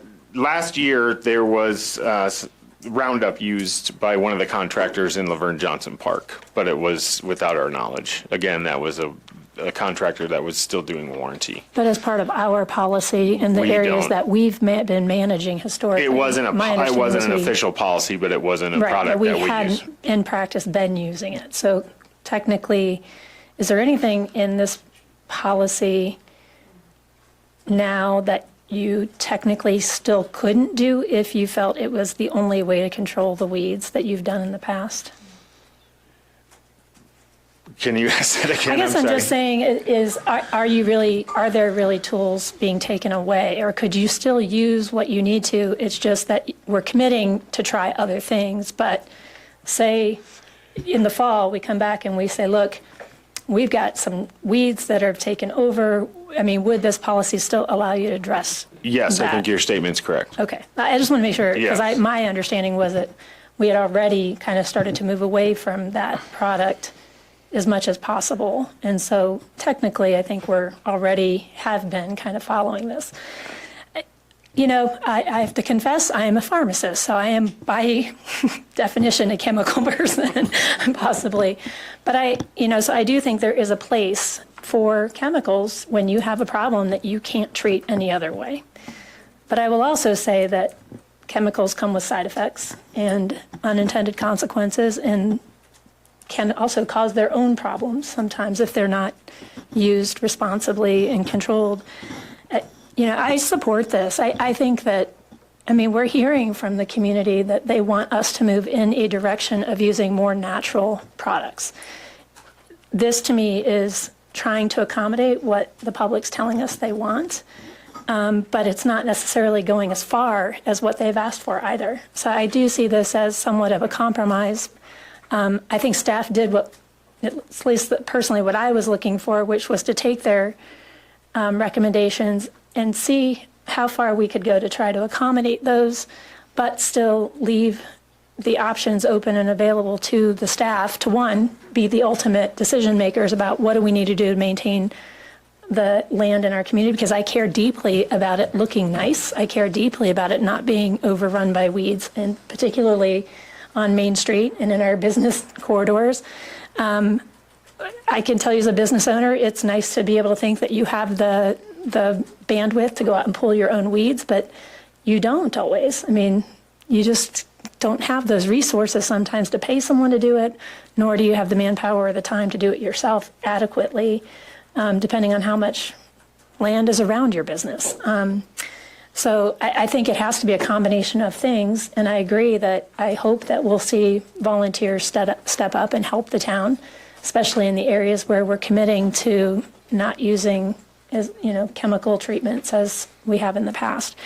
I don't totally disregard the comment about singling out an item, but I don't think that chemical was in our repertoire kind of universally anyway.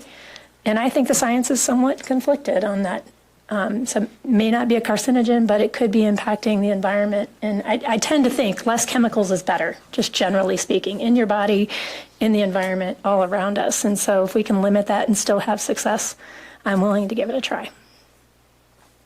Trustee Miller. I've been torn on this whole deal myself. I think I'm going to have to vote no on this as well, because I grew up with a father who crop dusted and therefore was around Roundup all the time. And he is a healthy, happy 75-year-old man right now. So not that that's, it's a given that you're going to get cancer if you're around it all the time or whatever. But I just feel that there's not quite enough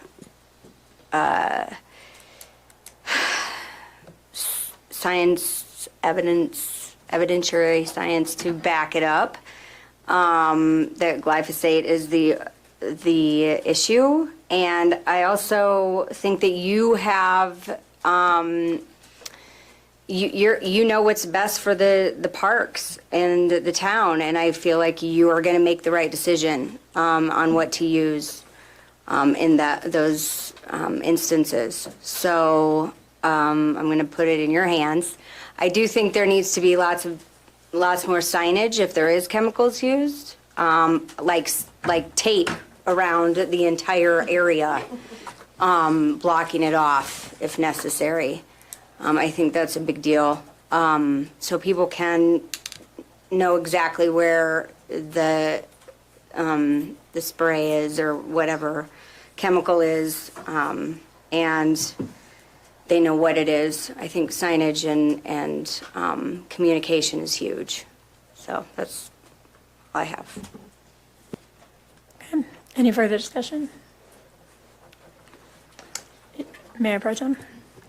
I'm looking at this and looking at attachment A and understanding that and it says the 2019 plan for reducing herbicide pesticide use. That tells me that that's the plan for 2019, not for forever. And that attachment A would change going into 2020. And so we would use the benefit of what we've learned or not learned over that time. I also look at numbers 1 and 2 in the list, not just 1. And really, I'm more interested in number 2, actually, which is this notion that the town staff will implement increased natural lawn care services and so forth. And it's really that movement toward natural methods for care that I think is really appropriate. I believe that number 1 was put in there because of the number of people, town citizens who came forward and objected to the use of glyphosate-based products. And so in the 2019 plan, we're saying that it would be excluded. Not necessarily for forever, but in 2019 to see, how things work. And then we'll decide what the 2020 plan will look like. So actually, I'll be voting yes. Trustee Farrell? I think that you've gotten a lot of good information, and I completely agree that this is a 2019 plan, and I think that it's evolving. I think it's a great first step. We're listening to a community. We've responded, and you've responded really well to what people have genuinely, quite a number of people have come forward and spoken to us about. So I'm in great support of that, and I think it is a step forward. There are multitude of additional things that we could be doing that are long-term plans that we can add to this next year. And I think by having a review, that would be great. But I do think that it is really important that we, as we did in the commission update, request from the commission, the Ecology Commission, working with SOS, and to come back with budgets. We've empowered that ability, and I think that that's you can't do it all, and we want their help. They're asking for this to make these changes, so we should be putting back onto them the responsibility to please come back and give us some real numbers to work with for next year. So I'm going to pass this because I think it is absolutely the right step forward, albeit it's not perfect, but I don't think we'll get to the perfect. So let's start here. All right, I'm going to call for the vote on the motion to approve resolution, I can't remember, 2019-45.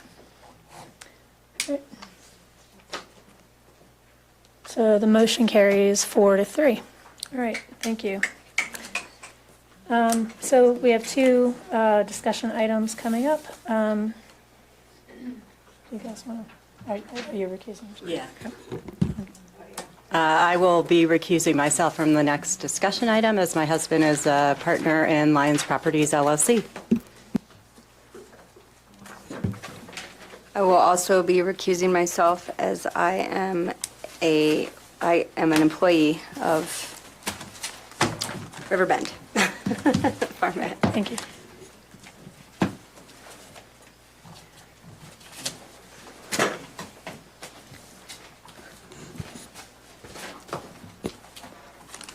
Okay.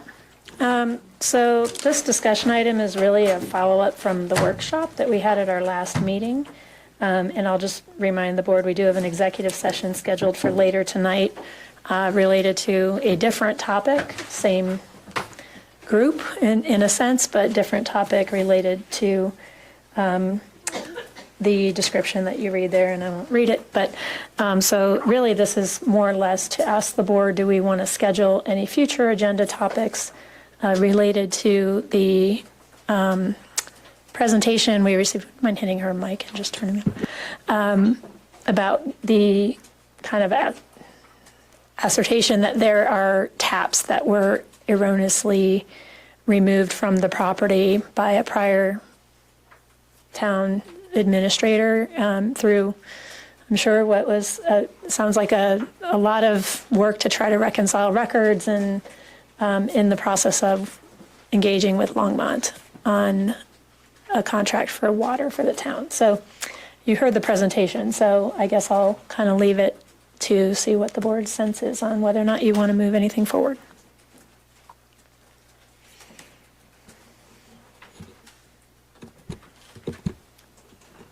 Trustee Farrell. So I would like to move forward, but I'm not exactly sure because we have an executive session, what I can and can't say per se. But I absolutely think that we do need to move forward. I felt that the information that we got was compelling. I think that we need to have that discussion in more detail. Yeah, the question here tonight is whether, based on what was heard the last workshop, whether the board would like to schedule a future agenda item to take action to respond to that. If there was some sort of policy the board wants to enact to respond to the workshop. If there are other things outside of the workshop that you would like to do, those are really for the executive session. Okay. If that makes sense. I know it's complicated because they're different but related, so. Right. Maybe throw another option out there too, is that we could schedule an agenda item, or we could also schedule a workshop if we wanted to do it that way, to talk about options. And we could do it at a future meeting so that we can have our executive session tonight first. Yeah. If that might have any impact on your thinking. I think that might be an easier way to do this. Unfortunately, the way our order of agenda works is that we have general business before executive sessions. But the concern is the board cannot take any formal action without being noticed. So if the board wanted to do, we're going to do X, that would have to be noticed in some way in this agenda. So really, we can't take any formal action in this agenda as to what was heard at the workshop. But if you wanted to, now the time is, yes, we would like to take a formal action on a future agenda, and we'll have to define what that is. We can't vote on that tonight. So we don't have to define it tonight. If you could do that during a workshop if you wanted to. You could wait till after this executive session. There's options before you, but if the consensus of the board is that, yes, we'd like to address what we heard at the workshop, we need to do that at a future meeting. So really the decision is, should the board take some action to address what was heard at the workshop on a future agenda? Okay, so I'd like to move to take an action with a based on a workshop in the future agenda. Yeah. I think we're just looking for a consensus here, I think, at the board. That's me. Yeah. Trustee Browning.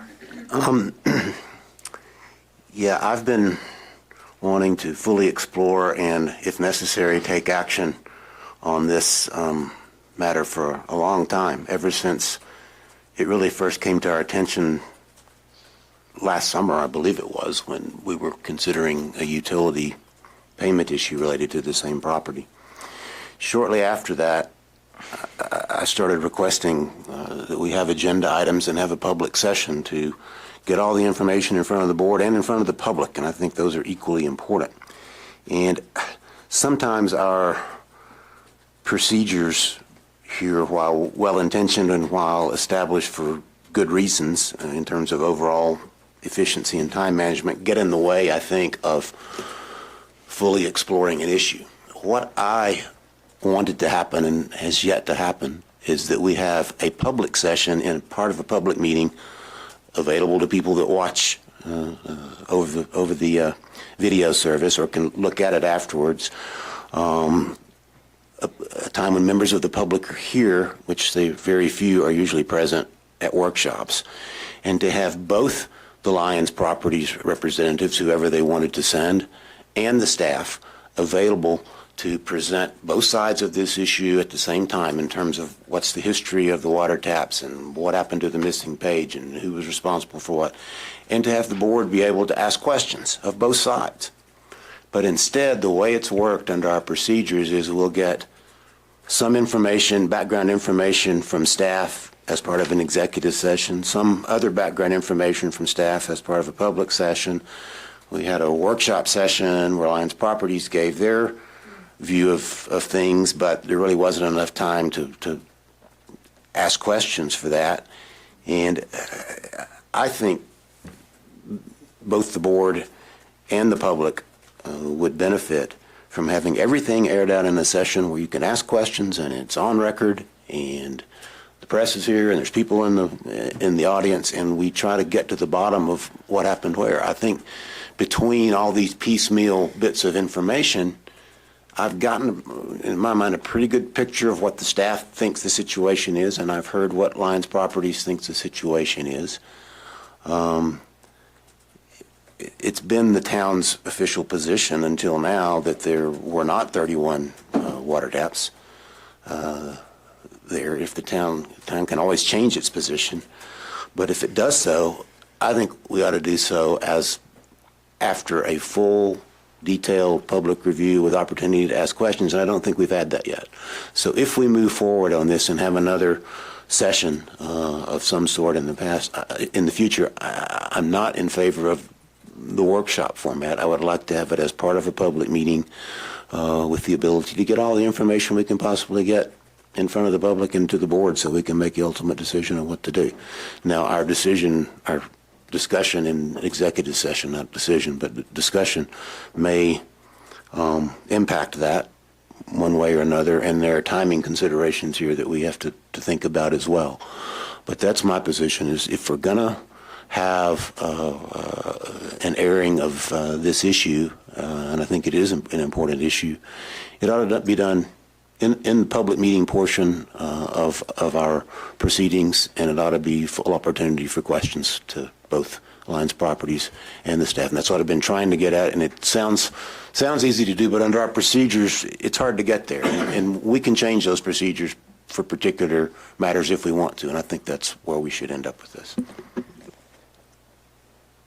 I'm a little bit confused because you actually voted no to even have a workshop. So I get what you're saying. You're saying you wanted it to be in a public session, but realistically, when we have items that that we know are going to take a substantial amount of time, and I think the issue at the time was whether we wanted to give them any opportunity at all to present their case. So I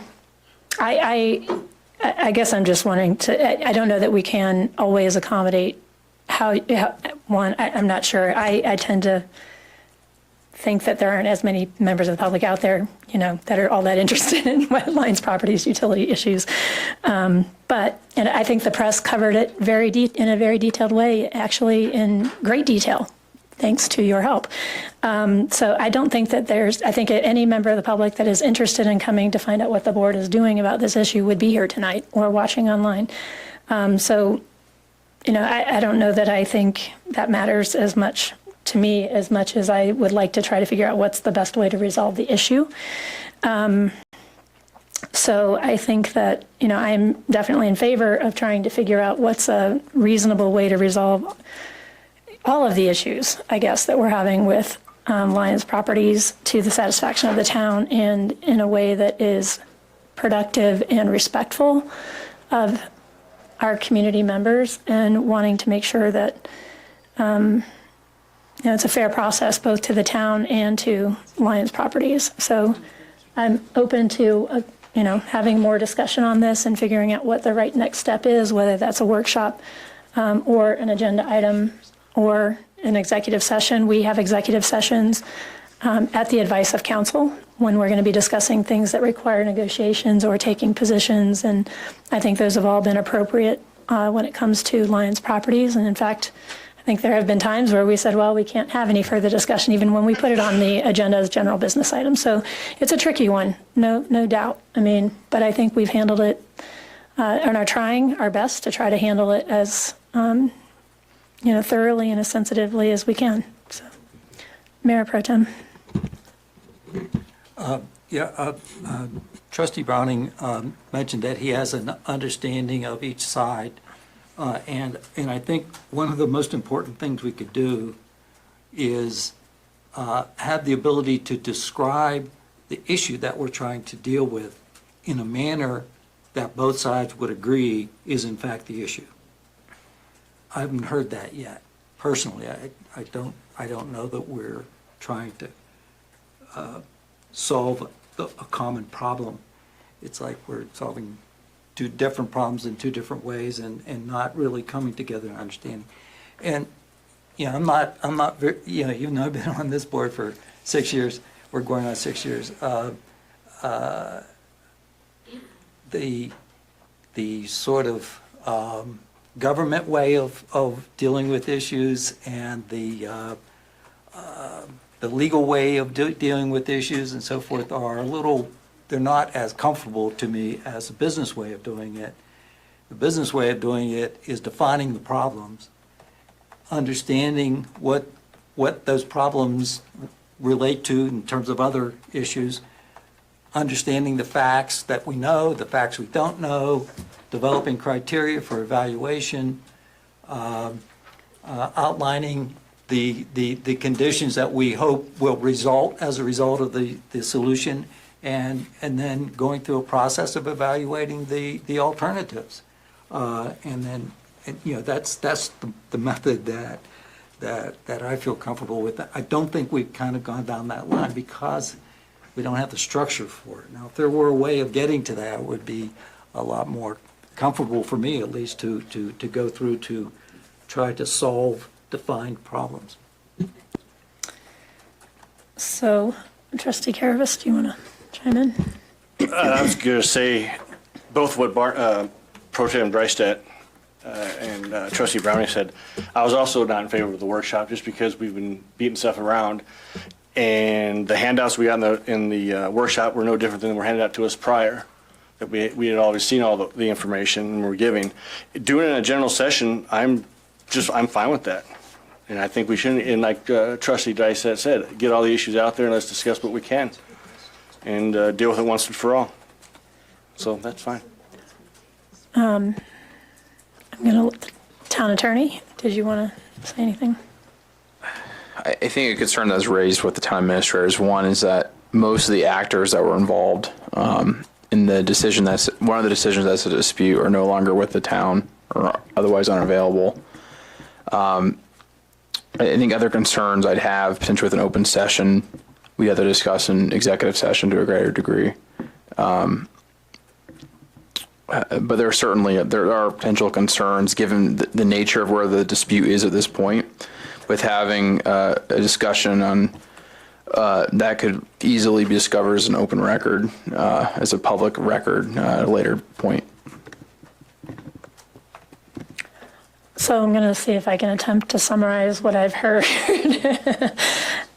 I mean, what I'm hearing is that there's no objection to having further discussion on the record, and whatever means is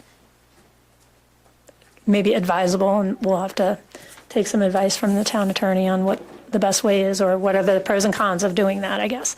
But I didn't hear anyone say we're not willing to continue to keep working on trying to find a resolution to. And I'm assuming when we talk about this problem, we kind of are still always talking about maybe global, combined issues that are somewhat intertwined.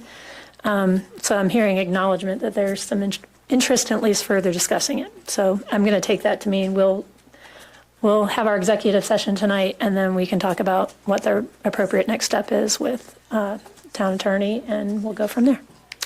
Is that agreeable? Yes. Okay, thank you. All right, you want to invite the others to come back? Thank you. All right, I'm going to send the next one to you. Is your agenda item about the commercial property taxes? Yeah. Again, this relates to commercial property taxes and the businesses in town facing both very, very high property tax rates, and the fact that properties, for either landlords who have a business operating on their property, or businesses that own their property and are trying to do business. And everyone knows what is happening with property values in Lyons and elsewhere in the area, forcing that kind of double whammy to really hit both the rent levels going up and the potential impact on the bottom line of businesses that own their property and do business. And the Chamber of Commerce has been working at methods to help businesses to deal with that issue, and went to the county tax assessor with a to discover if there were alternative ways that may be more beneficial for the businesses. The assessor did indicate that they were willing to review an alternative method for property tax assessment that would be based on cash flow, net income, as opposed to property value. In other words, what the property is able to produce from an income perspective. The response was that yes, that would, that the assessor could consider that. And as a result, several businesses, I believe, are applying for that waiver, if you will, or not, I guess not a waiver, but an appeal based on that methodology, in order to try to get a little bit more control on property taxes.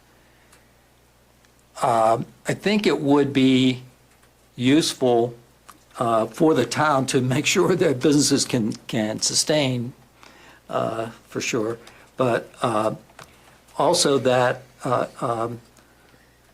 that the town could communicate to the tax assessor that we understand that situation, and I know there are others who depend on property taxes also, like the fire department and schools and so forth, but at least that the town recognizes that there is an issue for businesses to be able to sustain their existence here in Lyons, and that the town is aware of that and is supportive of businesses' ability to address the problems that they have with property taxes.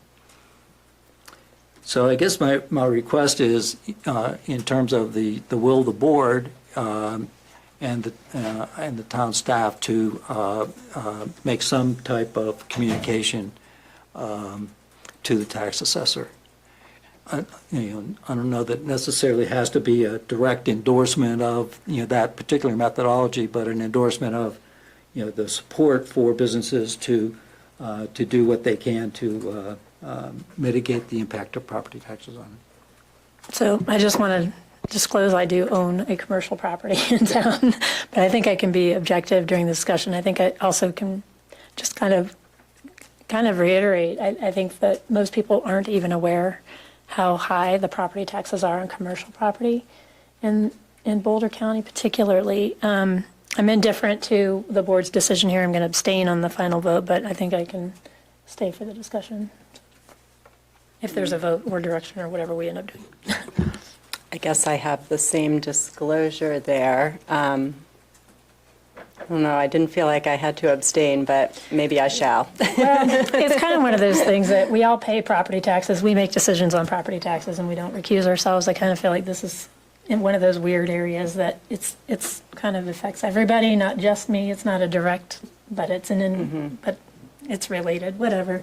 But I think it's a broader issue. I mean, our Main Street has a lot of vacancies, and that's a large part of the reason why, between property taxes and utilities, some businesses, and I mean, it's upwards of $6,000-7,000 a month between what they're paying in rent. And then you add on the fact that the owner's trying to recoup $1,100 a month maybe in property taxes for a commercial property that's around 3,000 square feet in this town, in addition to utilities, which if they use any water or electricity, it's probably another 1,000 plus per month. It's expensive to run a business in this community. And, I just think that, I just wanted to say that. I just think people don't understand or realize property taxes run around 33% of your value. So.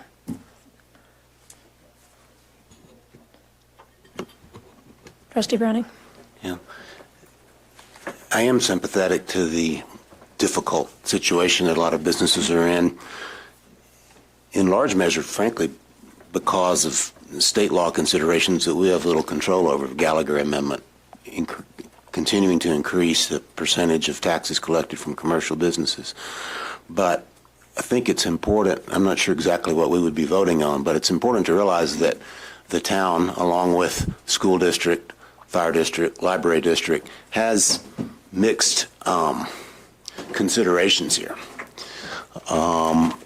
If we, for example, decide to keep our property tax revenue constant and the town supports lowering, trying to lower tax revenue from commercial businesses, and we still want to get the same amount of property tax revenue, somebody has to make up that difference. Other businesses, residences, I don't know. I got my annual greetings. That's what you used to call it back in the Vietnam era when you get your thing from the draft board. Greetings. Well, I got my greetings today from a friendly Boulder County assessor, and my personal tax assessment on our residents went up 17.7% from last year. That's a lot. So the residences here, or homeowners, are taking tax hits as well. Doesn't mean that the Gallagher Amendment or the results for commercial businesses are fair, but it's not just businesses that are suffering. And then there's also a question that gets very difficult to answer, which is if we want to support and endorse the county tax assessor using income data from businesses as opposed to just comparable real estate sales to set values for commercial or business property. What about properties that get a lot of income but are undervalued? Does it also work if a property is way undervalued? And we'd say, you ought to look at the income they're deriving from that piece of property, and they're not really paying their fair share of the local property tax bill. And these other businesses that have fairly low income but happen to hit a category of comparable sales, they're paying too much. So I think that principle of considering income as opposed to just comparable sales could cut both ways. And we have to be very careful what we want to ask the tax assessor to do. If we think some businesses are paying too much, we might want to support them. If we think some businesses are paying too little, we might want to ask the assessor to look at those as well. So it's a mixed bag, and it's a complicated subject. Sorry, Trustee Moore. So I think that it's an annual tax, right? So on an annual basis, a business could decide how they want to apply, whether for their gross income or the value of the property. So I think they have that choice every year, right? Under the proposed, under the, what the county has gotten back to the chamber with. My understanding is that it's the appeal process. So the same as Right. property, residential property appeal Gotcha. process. So in the appeal process, they are able to put forward this as an alternative, and then the tax assessor will make the judgment about whether they will or won't do it. Yeah, so I think that the business gets a choice there. And then, just to Mayor Sullivan's point, it's extremely expensive. It's prohibitive to businesses. And from my dealings with the chamber and businesses outside the chamber, there's not a single business out there that's not in the town of Lyons that is not hit by this extremity. I don't think any business is undervalued and taking advantage of that at all. So it's a big issue for the business community, and I support this wholeheartedly.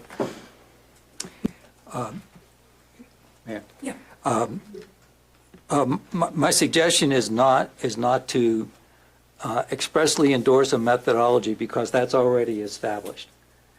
In other words, we're not saying to the county assessor that they should do or not do anything. What my suggestion is related to letting the tax assessor know that it is an issue in the town of Lyons. And if the businesses aren't there, that's not good for the town either. Eventually the property tax situation will take care of itself then, I think. But over a long period of time and not to a good result. So my suggestion is just that the town communicate that this is an issue and that we support businesses' efforts to mitigate the problem that they're facing.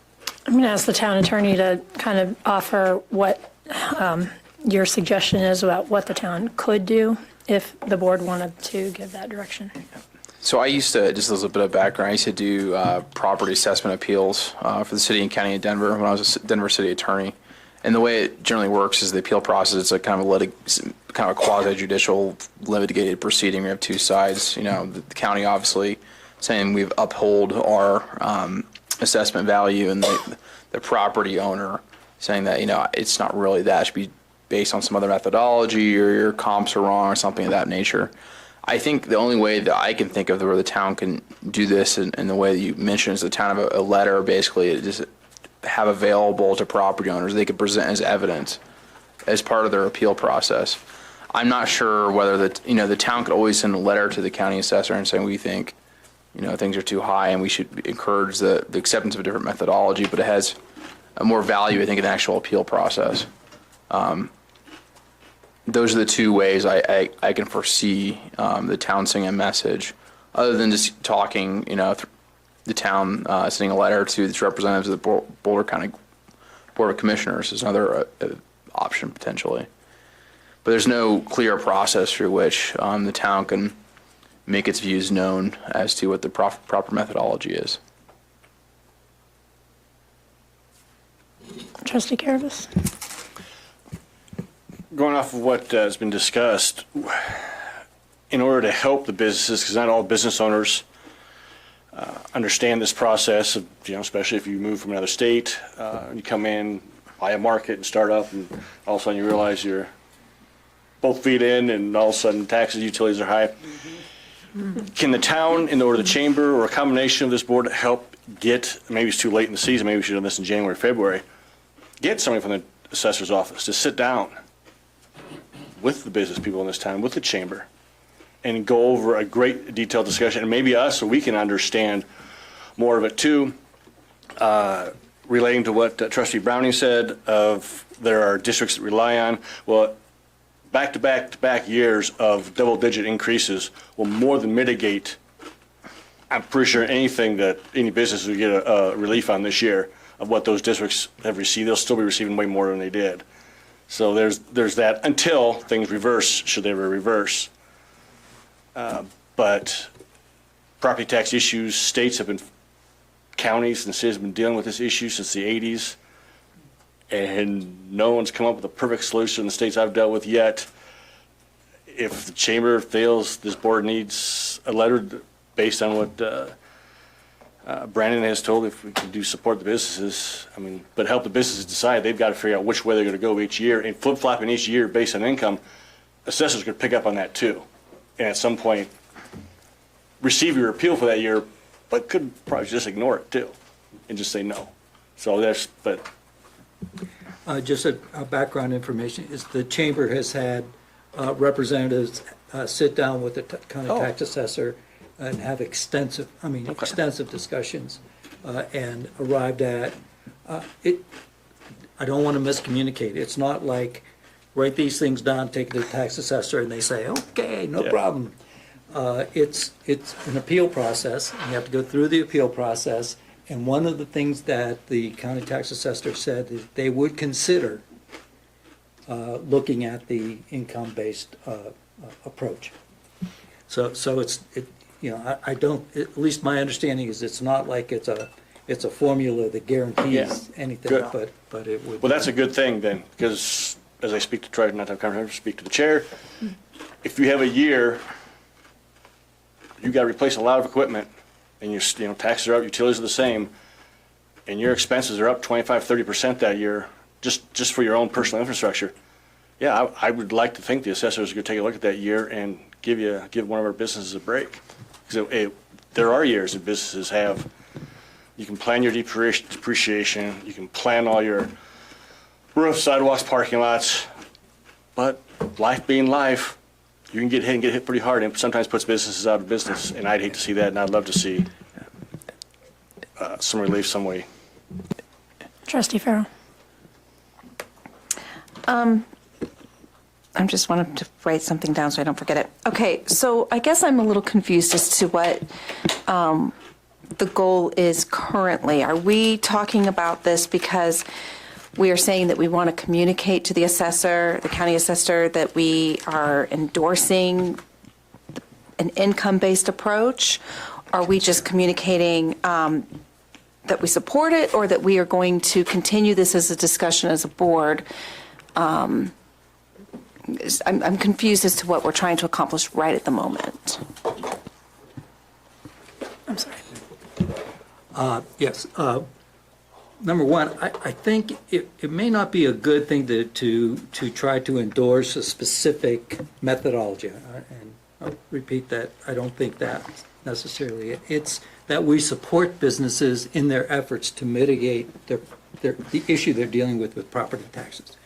To me, that's really the thing. In terms of what businesses interact with the tax assessor and what they provide and that sort of thing, it may be beneficial, as was kind of suggested by the town attorney, that it may be a letter that they could include in their appeal process. And it basically that just says that the town recognizes that businesses are struggling, and at least in part as a result of the impact of property taxes, and that we support businesses in their efforts to mitigate that issue. I think that maybe is, because what that says is, and to recognize Trustee Browning's point, which is an appropriate one, is that the town will lose a little bit of income, and so it's that's a fact. Compared with losing several businesses, I don't know, on balance, I think, trying to preserve businesses. Well, I will just tell you, if you think about it, I bet you would be hard pressed to find one business in town that has a bottom line that is more than what they pay in property and sales tax. They make less money, most of them. I would guarantee you, I bet you couldn't find one. Maybe there's one that makes more money and takes home more money than they actually pay out in risk. I mean, that's a level of risk that businesses have, that they are going to end up owing more potentially than they can make. And so, I mean, you just think about how much money they pay in sales tax. I actually think there's a huge quality of life issue here. And there, I mean, imagine living in a town where we have almost no businesses on Main Street. I mean, it wouldn't take a lot for one business to have a year of something happen, an illness or something where, who knows, a flood, wipe out a couple of them, So there was a lot of extra help, that time to help businesses get back on their feet. And I think this is a real issue. I mean, I can tell you that money would go back into the businesses and probably in a way that would help improve them. So, Trustee Farrow. I'm in full support from the way I understand this, but my question also then is, if there is this opportunity for businesses to try to help with that, and ideal world, every single business property we're built out within our town, because this actually can help them. I think that if that could lead to that chance, I think I support that. Trustee Caravas, and then we're going to... Yep. Also, to indicate, since this board has pushed for housing for working level, whatever level we say that worker is, that some groups putting out there, yeah, it sure sucked not to have any business from the working since we went through all the trouble. And then Pro Tem Dry said indicated that the town would, you say we will lose some. We lose a little. I think it's made up. A 17% increase is pretty well made up. And look at our sales tax that Trustee Browning had pushed for us to get in our packets several meetings ago. It goes back. It went back 8, 9 years, maybe even 10 years, the sales tax that we put in the packet. You look at some of the pre-flood packet, August prime season, $35,000 sales tax, and we're at 100 plus on our prime months now. That's a big difference. I hate to lose that. Yeah. So, who objects to the town having a letter available to businesses? Anyone? I don't object. I'd like to read the letter first before we endorse it. We can have staff present it. Yeah. Go ahead for me. Yeah, I think we're going to do a little research on how exactly to do this. I haven't done a property tax appeal in 5 years, so I'm a little rusty on the standards and how to write that persuasively. But I think we can definitely bring you back something for the board to look at and approve, maybe not as a resolution, but just as a general policy, to be available for people to use as part of their appeal processes as a piece of evidence. All right. I just want to thank the Mayor Pro Tem for bringing this forward too, and the work the Chamber's done to try to help the businesses. At least, it's still up to the businesses. They still have to put the effort forward, so I appreciate it. So I'm actually going to ask if we can just plow through, because we have some people in the audience waiting on consent. So can we go to those consent items, and then we'll take a quick break. So I'm going to turn it over. I'm not sure, I can't remember who pulled which one, so it was number 3? I did pull 3.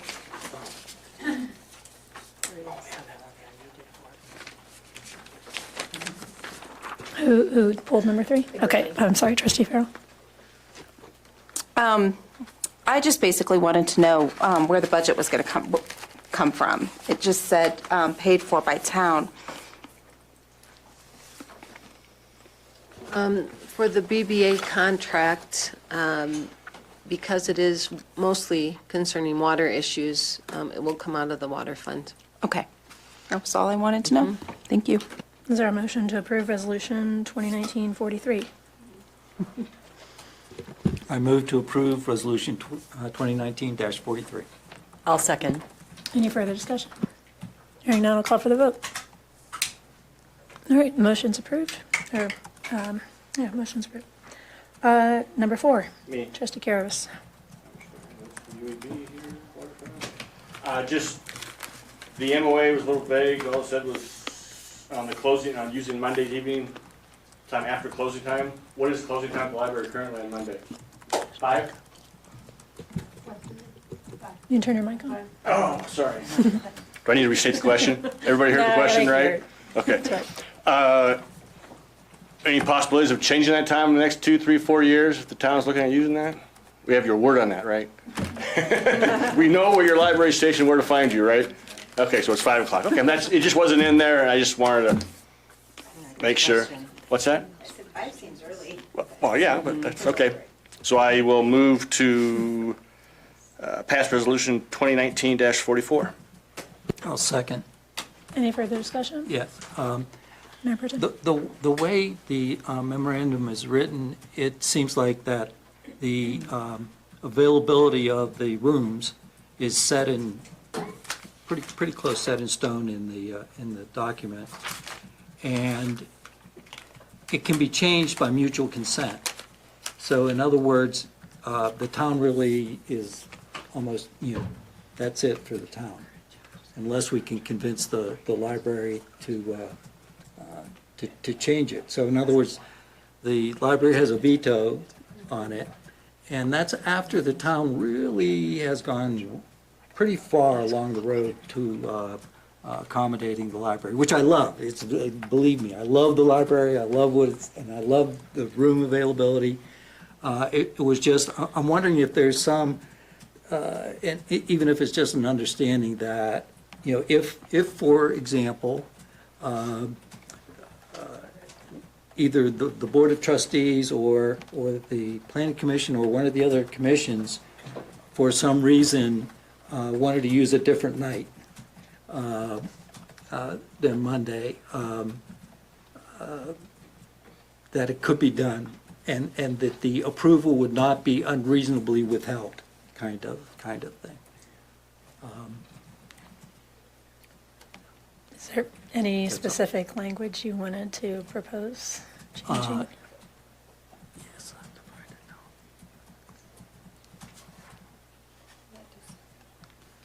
now. No, memorandum of understanding. That we add a C on number 1, where it says, now therefore the parties agree as follows. Number 1, add a C that the town may periodically make requests that are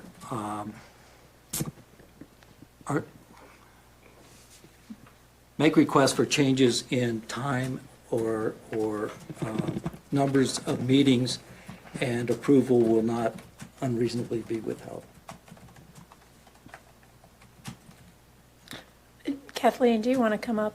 It would just be easier to see if we can knock this out. Is that all right?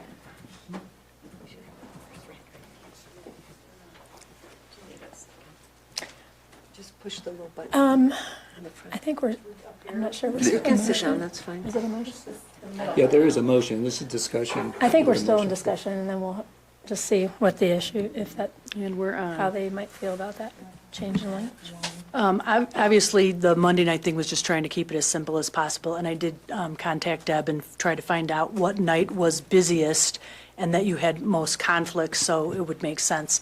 And I think the Monday night thing, or Tuesday night, whatever, is a wonderful solution, and it would be your own calendar, and you could manage both the room usage. If you wanted, in our thinking about this, if you wanted it another night, another day, another anything, you just do it through the regular library policy, which, do you want to speak to that? Yeah, I could speak to that. Let me get 1 second while I bring up the library policy. It hasn't been approved yet by the board. Can you please but- speak into the microphones or Sorry. recording? No worries. The library is currently in the process of writing up our meeting room policy, but the rooms will be free to use by the public and nonprofit and businesses alike. And so the town would be welcome to book the rooms following the same policy guidelines. Do you want me to read you the guidelines? The whole thing, or just pertinent areas? He's asking, like, how easy would it be? Are you saying like, okay, if suddenly you decide that Tuesday nights are better, right, than Monday nights?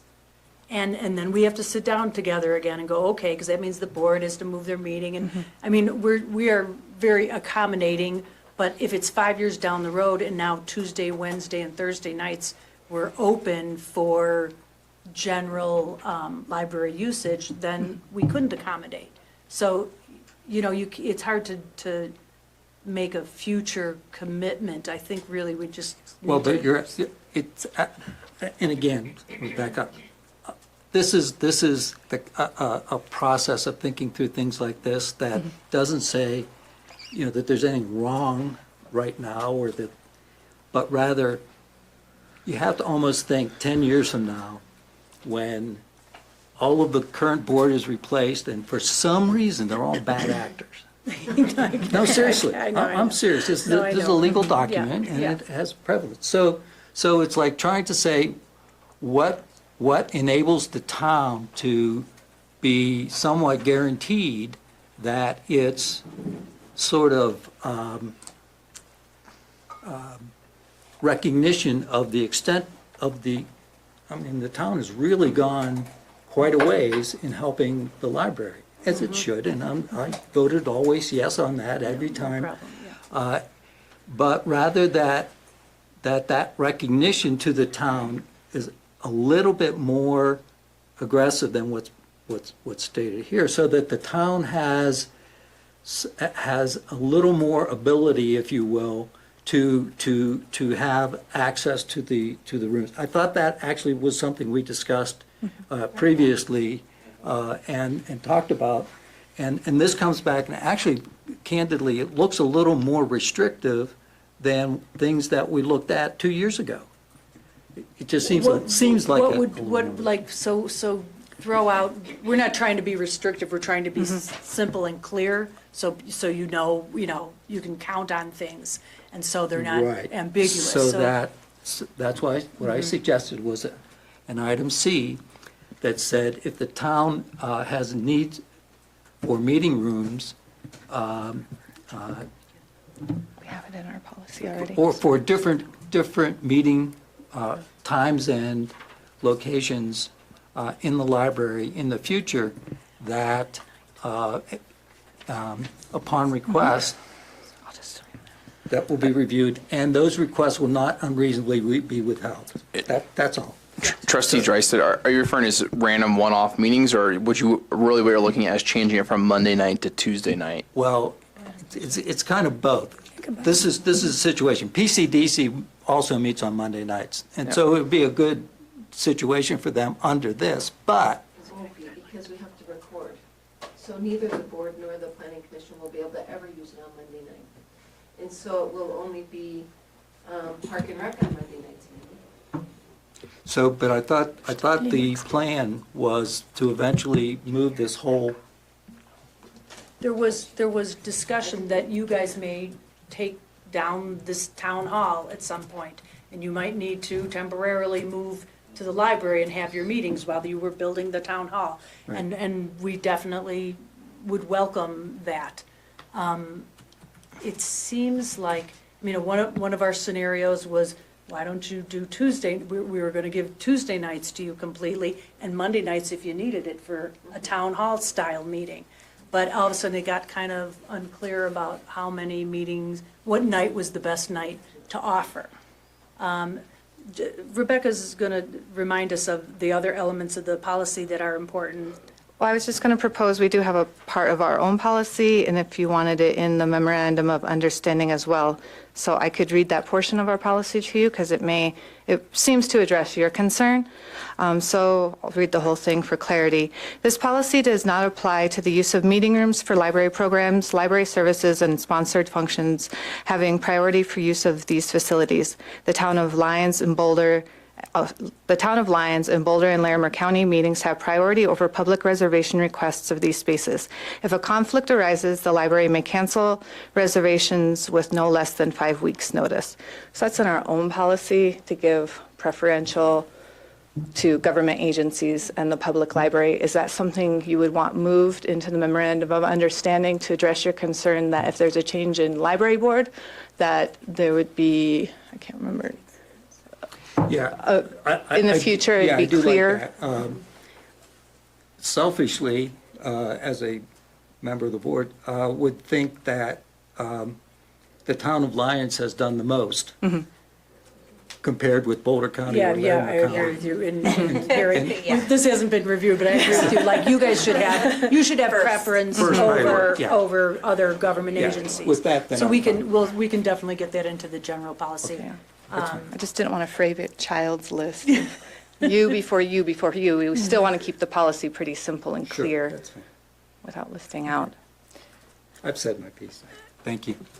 Thank you for being here. And because I do agree. I mean, I also kind of hate saying Monday because Monday may not end up being the best day. And so we could, if we want to, just say one night per week to Yeah, be we could decided. start with Mondays and then, and, yeah. You know, I'm not picking it apart, but I actually, if it were agreeable to put that language in the agreement, I think that would probably make everyone feel more comfortable that it's mutually agreed upon and not a policy the library board can go off and change without the town realizing it. I think that would be a really nice gesture and be appreciated.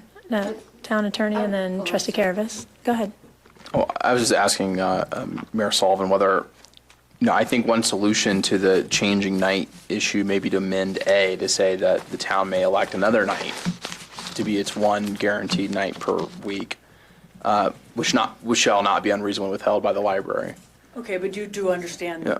the, the purpose of the library is, our goal, I don't know if we can operationally afford it, but over time, our goal is to serve the community and the kids coming, tutor nights and whatever. So it's like, it can't be such that you could say, oh, now we want Wednesdays, and all of a sudden that's like our big. Right, because if we already have reoccurring programs in place, to Yeah. suddenly have it change, so I would kind of prefer we have A some kind of, mutually agreed upon one night a week. Alternative. yeah. I mean, I the pro- see that in 2020, we're going to be working on our comprehensive plan, and that's where I think we'll be using that room the most. And so I doubt it will be, well, it might be Monday night when planning commission, but that's what I see is how we're going to use that room the most this coming year, would be the comp plan. I mean, the problem with creating some mutual obligation is that already exists in the agreement. In Part 3, we can already come to the table and mutually agree. I think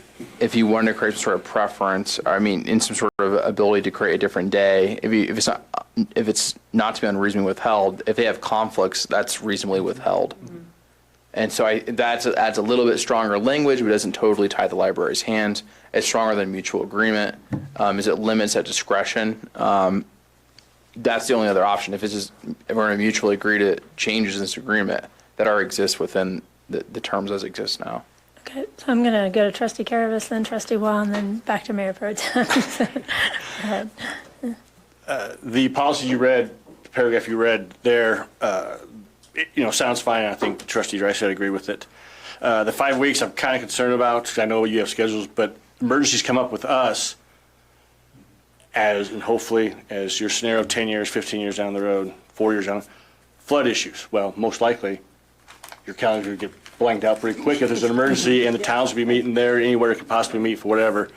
So I do like that possibility because there are those chances that a town board has to meet, even with nothing going on an emergency basis. Sometimes we just have to meet because there's a legal issue that comes up. It takes one resident to write something that we have to meet executive no matter when. If we're all in town, as long as there's a quorum, we meet. So having that possibility is probably actually better for us if we have that in the memorandum.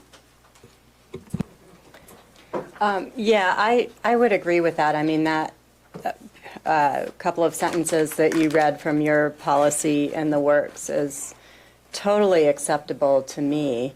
And I mean, I think we have to remember we still have these chambers where the library is not our sole place that we can meet. So it's another option. I mean, I was viewing it as an option for those types of community meetings, like for the skate park or the Lions Valley Park development, those types of meetings where you can accommodate more people, or a really have a board meeting where maybe SOS is going to be here and we just need a bigger space to meet. So I'm totally fine with keeping it Monday nights, I mean, I think staff analyzed that and looked at where are the most meetings occurring, that we could use that, and then having those couple of sentences from the library board's policy. I think those two things together really are fine for me, so.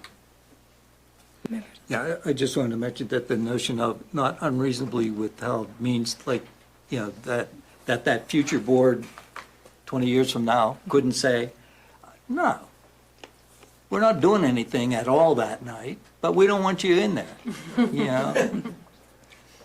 That's unreasonable. Yeah.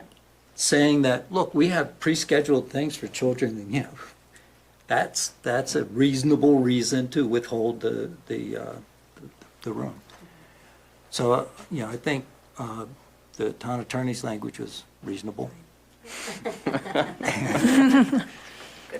So if I'm hearing correctly, I don't know if it's I don't, if Monday night works and that's the best night, it can stay, or we could say Monday night or an alternative night mutually agreed upon between the parties will be dedicated to the town's use or whatever, and then adding that clause or some version of that gives Lions preference over everyone else. We call those most favored nation clauses, right? Most favored nation. And I feel like, we can allow you and the attorneys to get together and come up with language that would satisfy that, if that's agreeable to the board. Trustee Browning? Real quickly, I like the additional flexibility there because if the Monday night had it in mind, sometimes overflow crowds on Monday nights for either BOT meetings, or it could happen with PCDC as well. Several times a year we meet on Tuesday because of holidays. So I think having the flexibility to change that is important.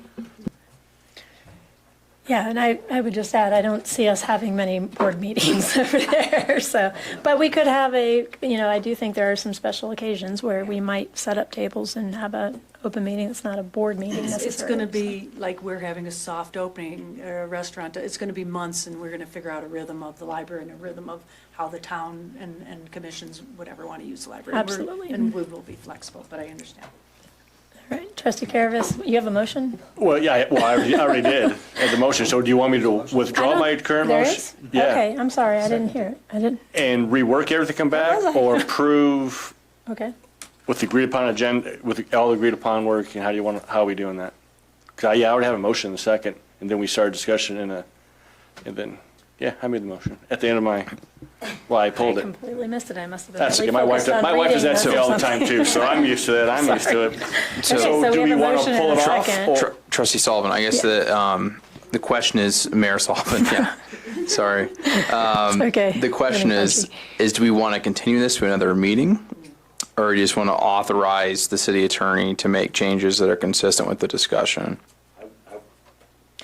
You want to approve it and then authorize it consistently? That's what I was asking, which way is preferable? I would just do it the way you just stated, so we get it done and My only question then, my understanding is that we'd like to some sort of flexibility in the Monday night. Mayor Sullivan has said that she would like upon agreement of both parties. Trustee Drydstead had said that not to be unreasonably withheld our ability to, which way would the board's preference be? So my Monday or alternative was for that bullet, and Yep. then I think we can add, I forget where yours was added, I think it was an extra C, adding a C, but it might end up being. I think we changed that, right? The C is It now, would be their policy statement. okay.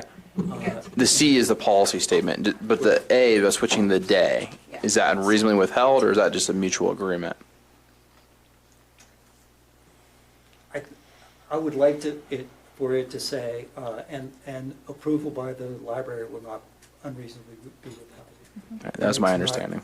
Not, not in any way, shape, or form a negative to anybody or anything related to the library. It's just that notion of, in contracts like this, this has the power, if you will, of an agreement, and, It's a contract. Yeah. Trustee Wong. So the sentences that you read have not been approved yet by the library board, correct? Correct. But are you okay putting those in the MOU unapproved by the library board? we'll probably just remove the Larimer and Boulder County preference for your language. I'm wondering you know if what the I'm library saying. board is going to need to go back and review the MOU language with their board anyway. That's And how we can- I'm feeling about it, that I think Yeah. I'm Because feeling we've like already it had a should just workshop. come We had back a to workshop on us. it. Okay. We expanded it, we shrunk it, and then we thought, well, we're throwing it over the fence because we need your feedback. Well, and I was really trying to avoid having you being here Yes, 3 yeah. meetings in a We row will- for MOUs and just having, We needed you know, flashbacks, the but- MOU to mostly be in place to finalize our policy as well, so it was kind of a give and take. Because does the board want to see this one more time before we, or do you feel like the direction is sufficient? I think what we can do is staff, and by staff I mean probably me, fix this consistent with what the discussion is, send it over to the library. Library board can review it, have their feedback, and we bring it back here one final time in a final form, which presumably everyone will have agreed to by then for approval. And it will be on consent agenda. Yep. Ideally, that's the way it would work. That didn't save you tonight, but if you're willing to give us that second chance. All Trustee that said, Carros. I will withdraw my motion to approve Resolution 2019-46 at this time. So I guess the question is, the board will not have to vote on continuing it to a date certain. Will the town library board meet before the 20th of May? no, our meeting's the 21st, I think. It's Tuesday, the 21st. All right, so June 3rd? I mean, there's no urgency for this, correct? We I do mean, have a. Or is there? Occupancy, we can't get occupancy until this is resolved. That's why we're here tonight. June, the beginning of June, they'll be going through to do our occupancy permitting. Okay, so this would be June 3rd. It's kind of. Okay, so here's what we're going to do. I'd like another motion to approve this, and then we're going to do it by amendment, so we can keep track of what changes we're making. And then if they want to approve it at their meeting, they would have the ability to do that. It sounds like there is a I need to think have we're there. this. I really do. And I think we're there. Yeah. It's just a matter of, did we get it Yeah. there? So I get it. If someone would like to make a motion, then we can go through it one more time. I'm sorry, I hit the button. It doesn't always do it. Sorry. I move to approve Resolution 2019-46 as amended. Well, not. Oh, We need to go through it by Oh, we amendment. go through it by, Yeah. okay. There you go. I I'm move going to to drag pass. this out as long as possible. Yes. I'll second that motion. Is there an amendment, Mayor Pro Tem? I'll let you start. I'll move that the town attorney draft language consistent with the discussion here tonight and send that to the library board. Is that the way? I thought we want to go through amendment by amendment and be specific. Do we feel like we know what the desire is? Everybody's willing to trust the town attorney All to right, come up it's with a lot of trust. All right. I'll second that. All right, any further discussion on the amendments? All right, I'll call for the vote, and that passes 7-0. All right, any discussion on the overall motion to approve? I'll call for the vote. All right, you're approved 7-0. We trust you're going to let us use your library. You wouldn't do that. Your future board might kick us out, but you guys are going to let us use it. Thank you, guys. All right, we have one more remaining item, Trustee Carabas.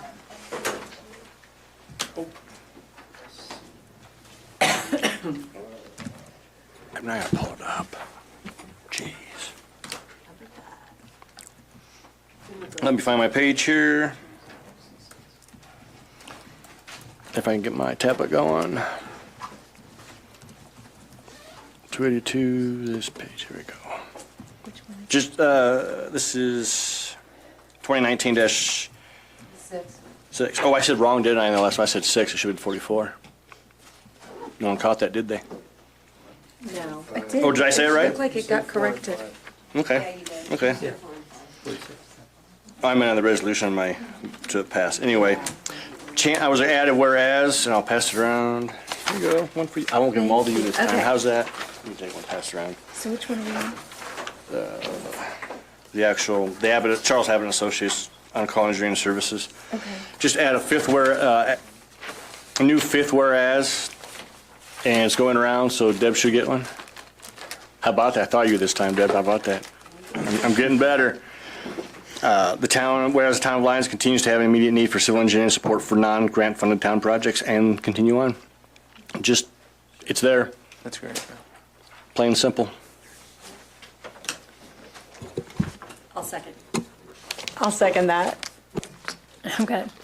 Is that a motion to approve, or is that a, That was a motion, that was to amend. So we need but a motion to we need a approve. first We need a motion to approve, then we can do and that. then we can do it all in one step if you'd like. I move to approve Resolution 2019-46 with a new fifth whereas, and you've got what was handed out to you, so I'm not going to read it again. There you go. I will second that. Any further discussion? I'll call for the vote. All right, and then the motion carries. Is there a motion to take a short recess? I move for a short recess. I'll second that. Someone second it. Okay, call for the vote. Okay, we'll be right back. Thank you. Yeah. It's nice and cool back there. Oh, stand up. Oh, yeah. You're gonna have to. Or if you have a photo or whatever. Yep, okay. Publish it at Lyons Recorder. Okey-doke. Turn off your microphones for the break.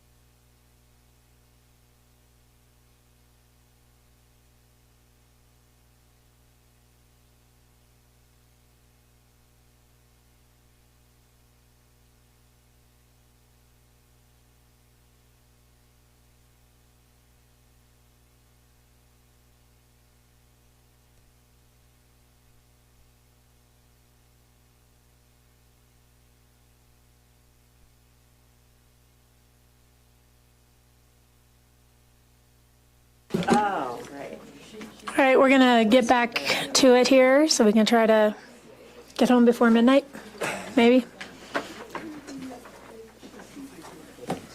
All right, trustee reports. Trustee Farrell, you want to start?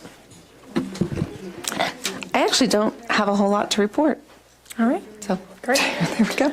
Trustee Caravas. Okay, well, so much for getting my act together.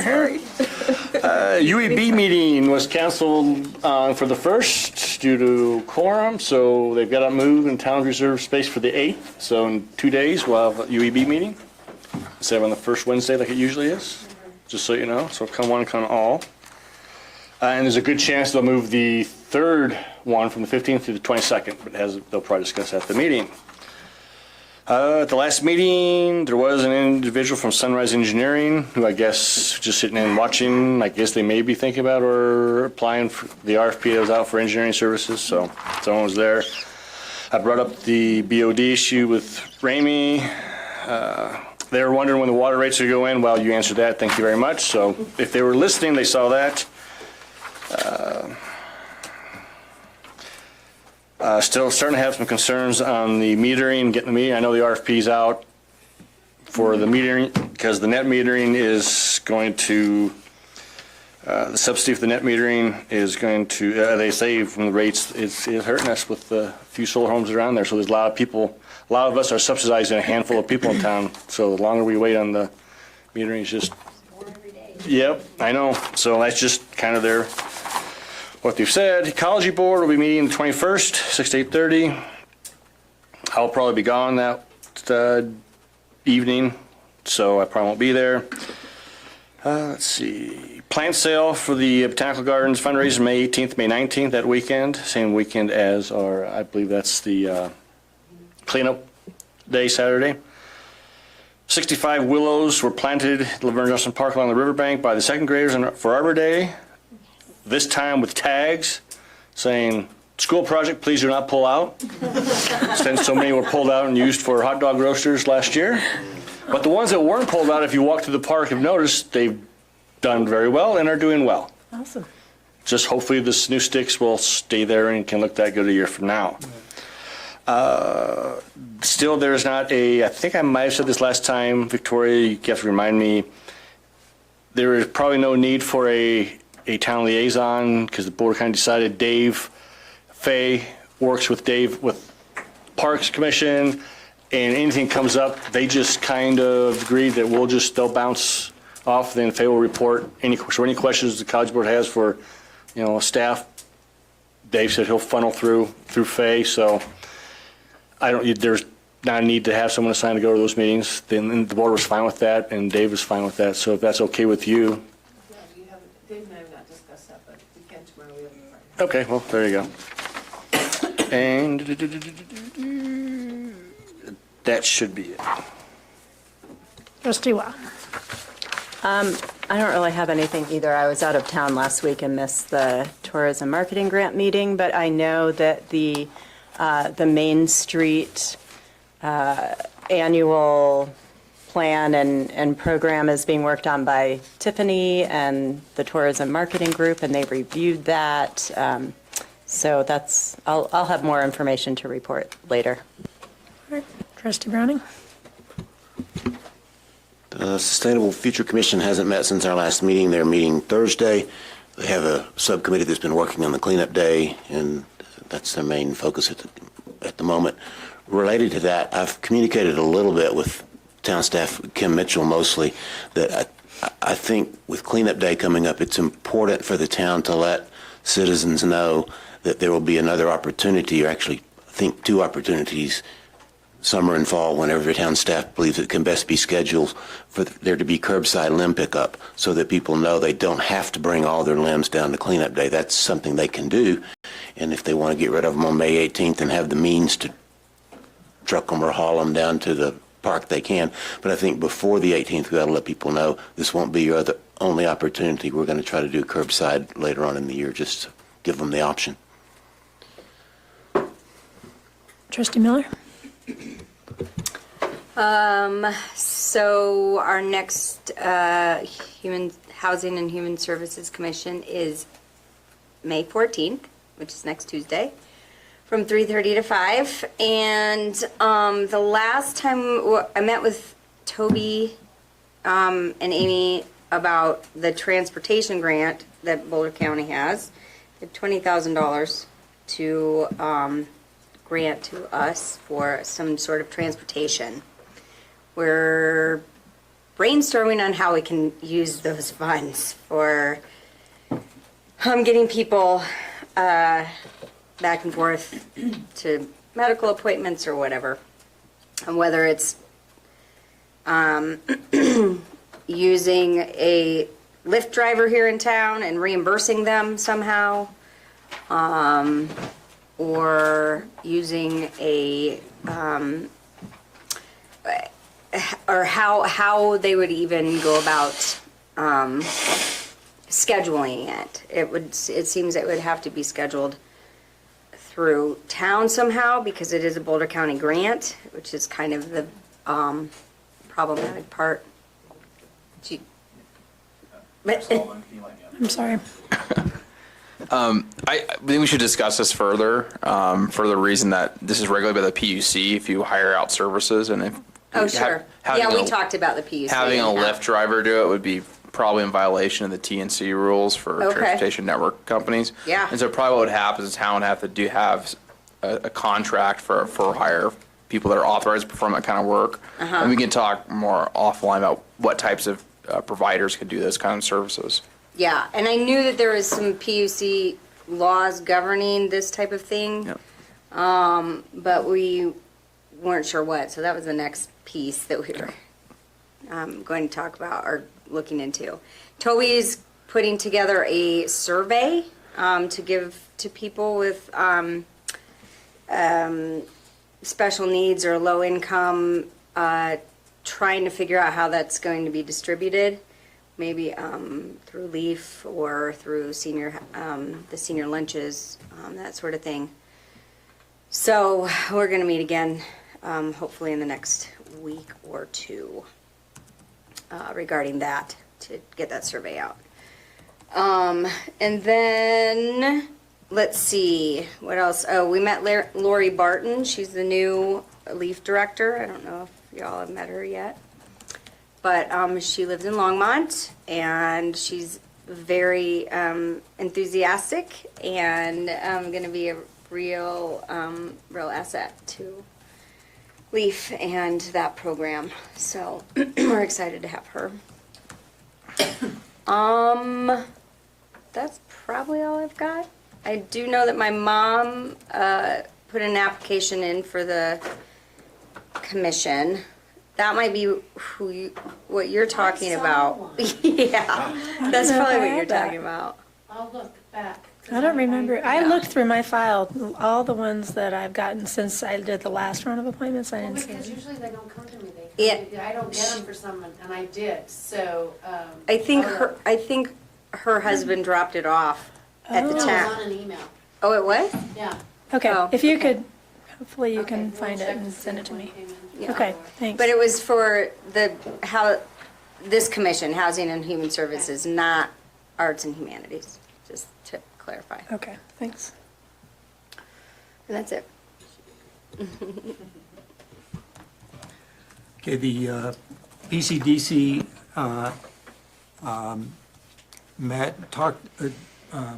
first of all, they added David Hamrick to the commission, which I think will be a good addition. And then just did the staff updates on the existing impending land use applications to bring everybody up to speed with what's happening and what's coming up in the near future.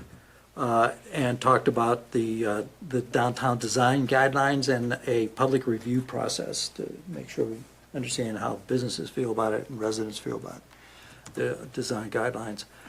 So that will be coming up. And then I had to recuse myself from the quasi judicial review of the ADU, which we approved tonight. Then that's it.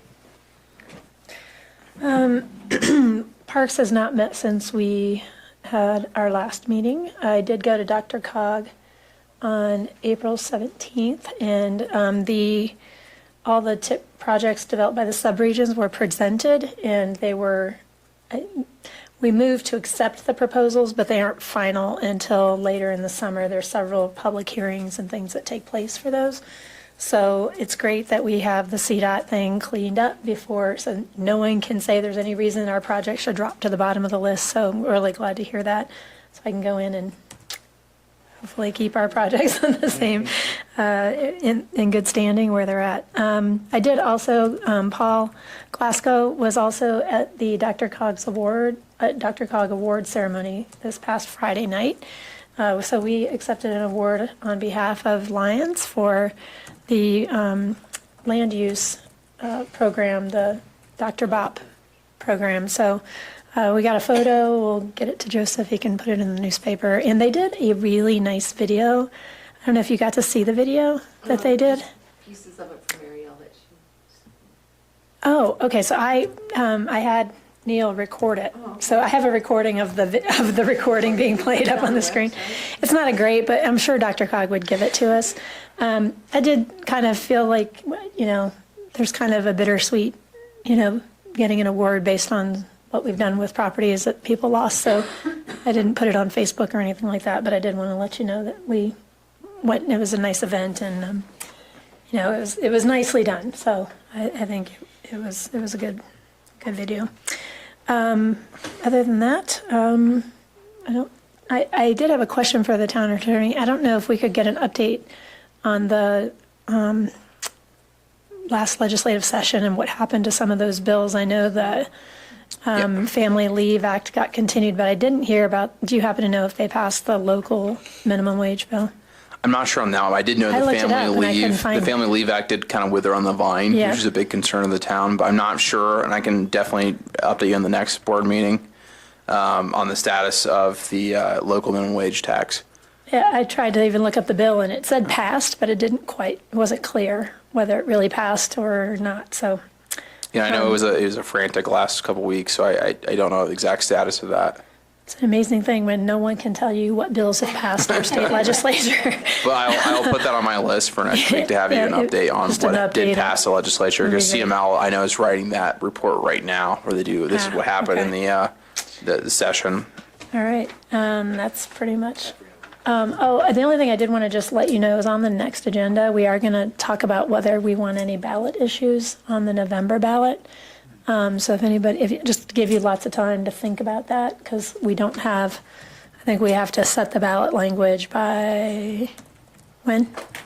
No later than mid-July. Mid-July? Mid to end. And that, depending on what we might want to do, it could involve ordinances and different things. So I don't have anything burning, but I just want to put it out there in case anybody else does. All right, Trustee Garris. I forgot one thing on the Ecology Board, and mainly for you, Victoria. They are now starting it deals with grants, and you want to know all grants people are looking for, to begin replacement of the ash trees due to ash borer, the ones that are already too far along and gone, and ones that will be coming up that they will be too far gone in coming years. So as a Albright Day town, we have to replace what we remove. So the members have started scanning, looking around for grants to replace the trees lost to the emerald ash borer. Okay. Sorry about that, Dave. It's okay, thanks. All right, do you have any summary of action items you wanted to quickly run through? We can.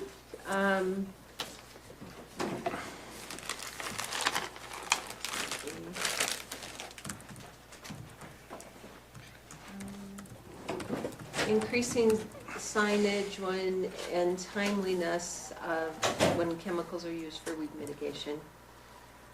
Requesting the Ecology Board bring forward a budget with real numbers to work with, as well as scheduling a debrief on weed mitigation strategies this fall. Brandon will bring back a draft statement regarding the increase or the commercial property taxes and changes to the library MOU. policy. I'm going to talk to Dave about Faye as a liaison. Keep our eyes out for grants for the emerald ash borer. Work on communication strategies regarding limb pickup. information regarding the PUC for the transportation. So we got 3 to-dos. And a legislative update. And legislative update. And the rest of you are to consider ballot issues for November. All right. Is there a motion to go into executive session? So moved. Actually, there's a thing that has to be read. You need this one. You got that one? Okay. Once we vote to go into We executive can vote session, then first. we'll take it off. I move to go into executive session pursuant to CRS Section 246402-4F to discuss personnel matters involving an employee who has been given an opportunity to, but has not, requested that this discussion be conducted in an open meeting, and specifically discussing matters pertaining to the performance review of the town administrator. At the end of this executive session, we will return to the regular meeting of the Board of Trustees. Is there a second? I'll second. All right. Any further discussion? I'll call for the vote to go into executive session for the first item. You vote to go into executive session? Okay. Passes 7-0. Let the record reflect that Trustee Jocelyn Mills did vote in favor of the executive session. Thank you. Jocelyn Farrell, sorry. Jocelyn Mills is the planning director of Littleton, so I apologize. Sure, nowhere near as lovely as our Jocelyn.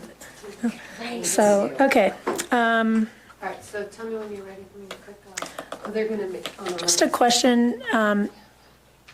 I think usually we meet a little bit first before you come in when we do if that's okay, just for a few minutes? Okay. But off the record. Yeah, I'll take. Yes, please, that needs to go away.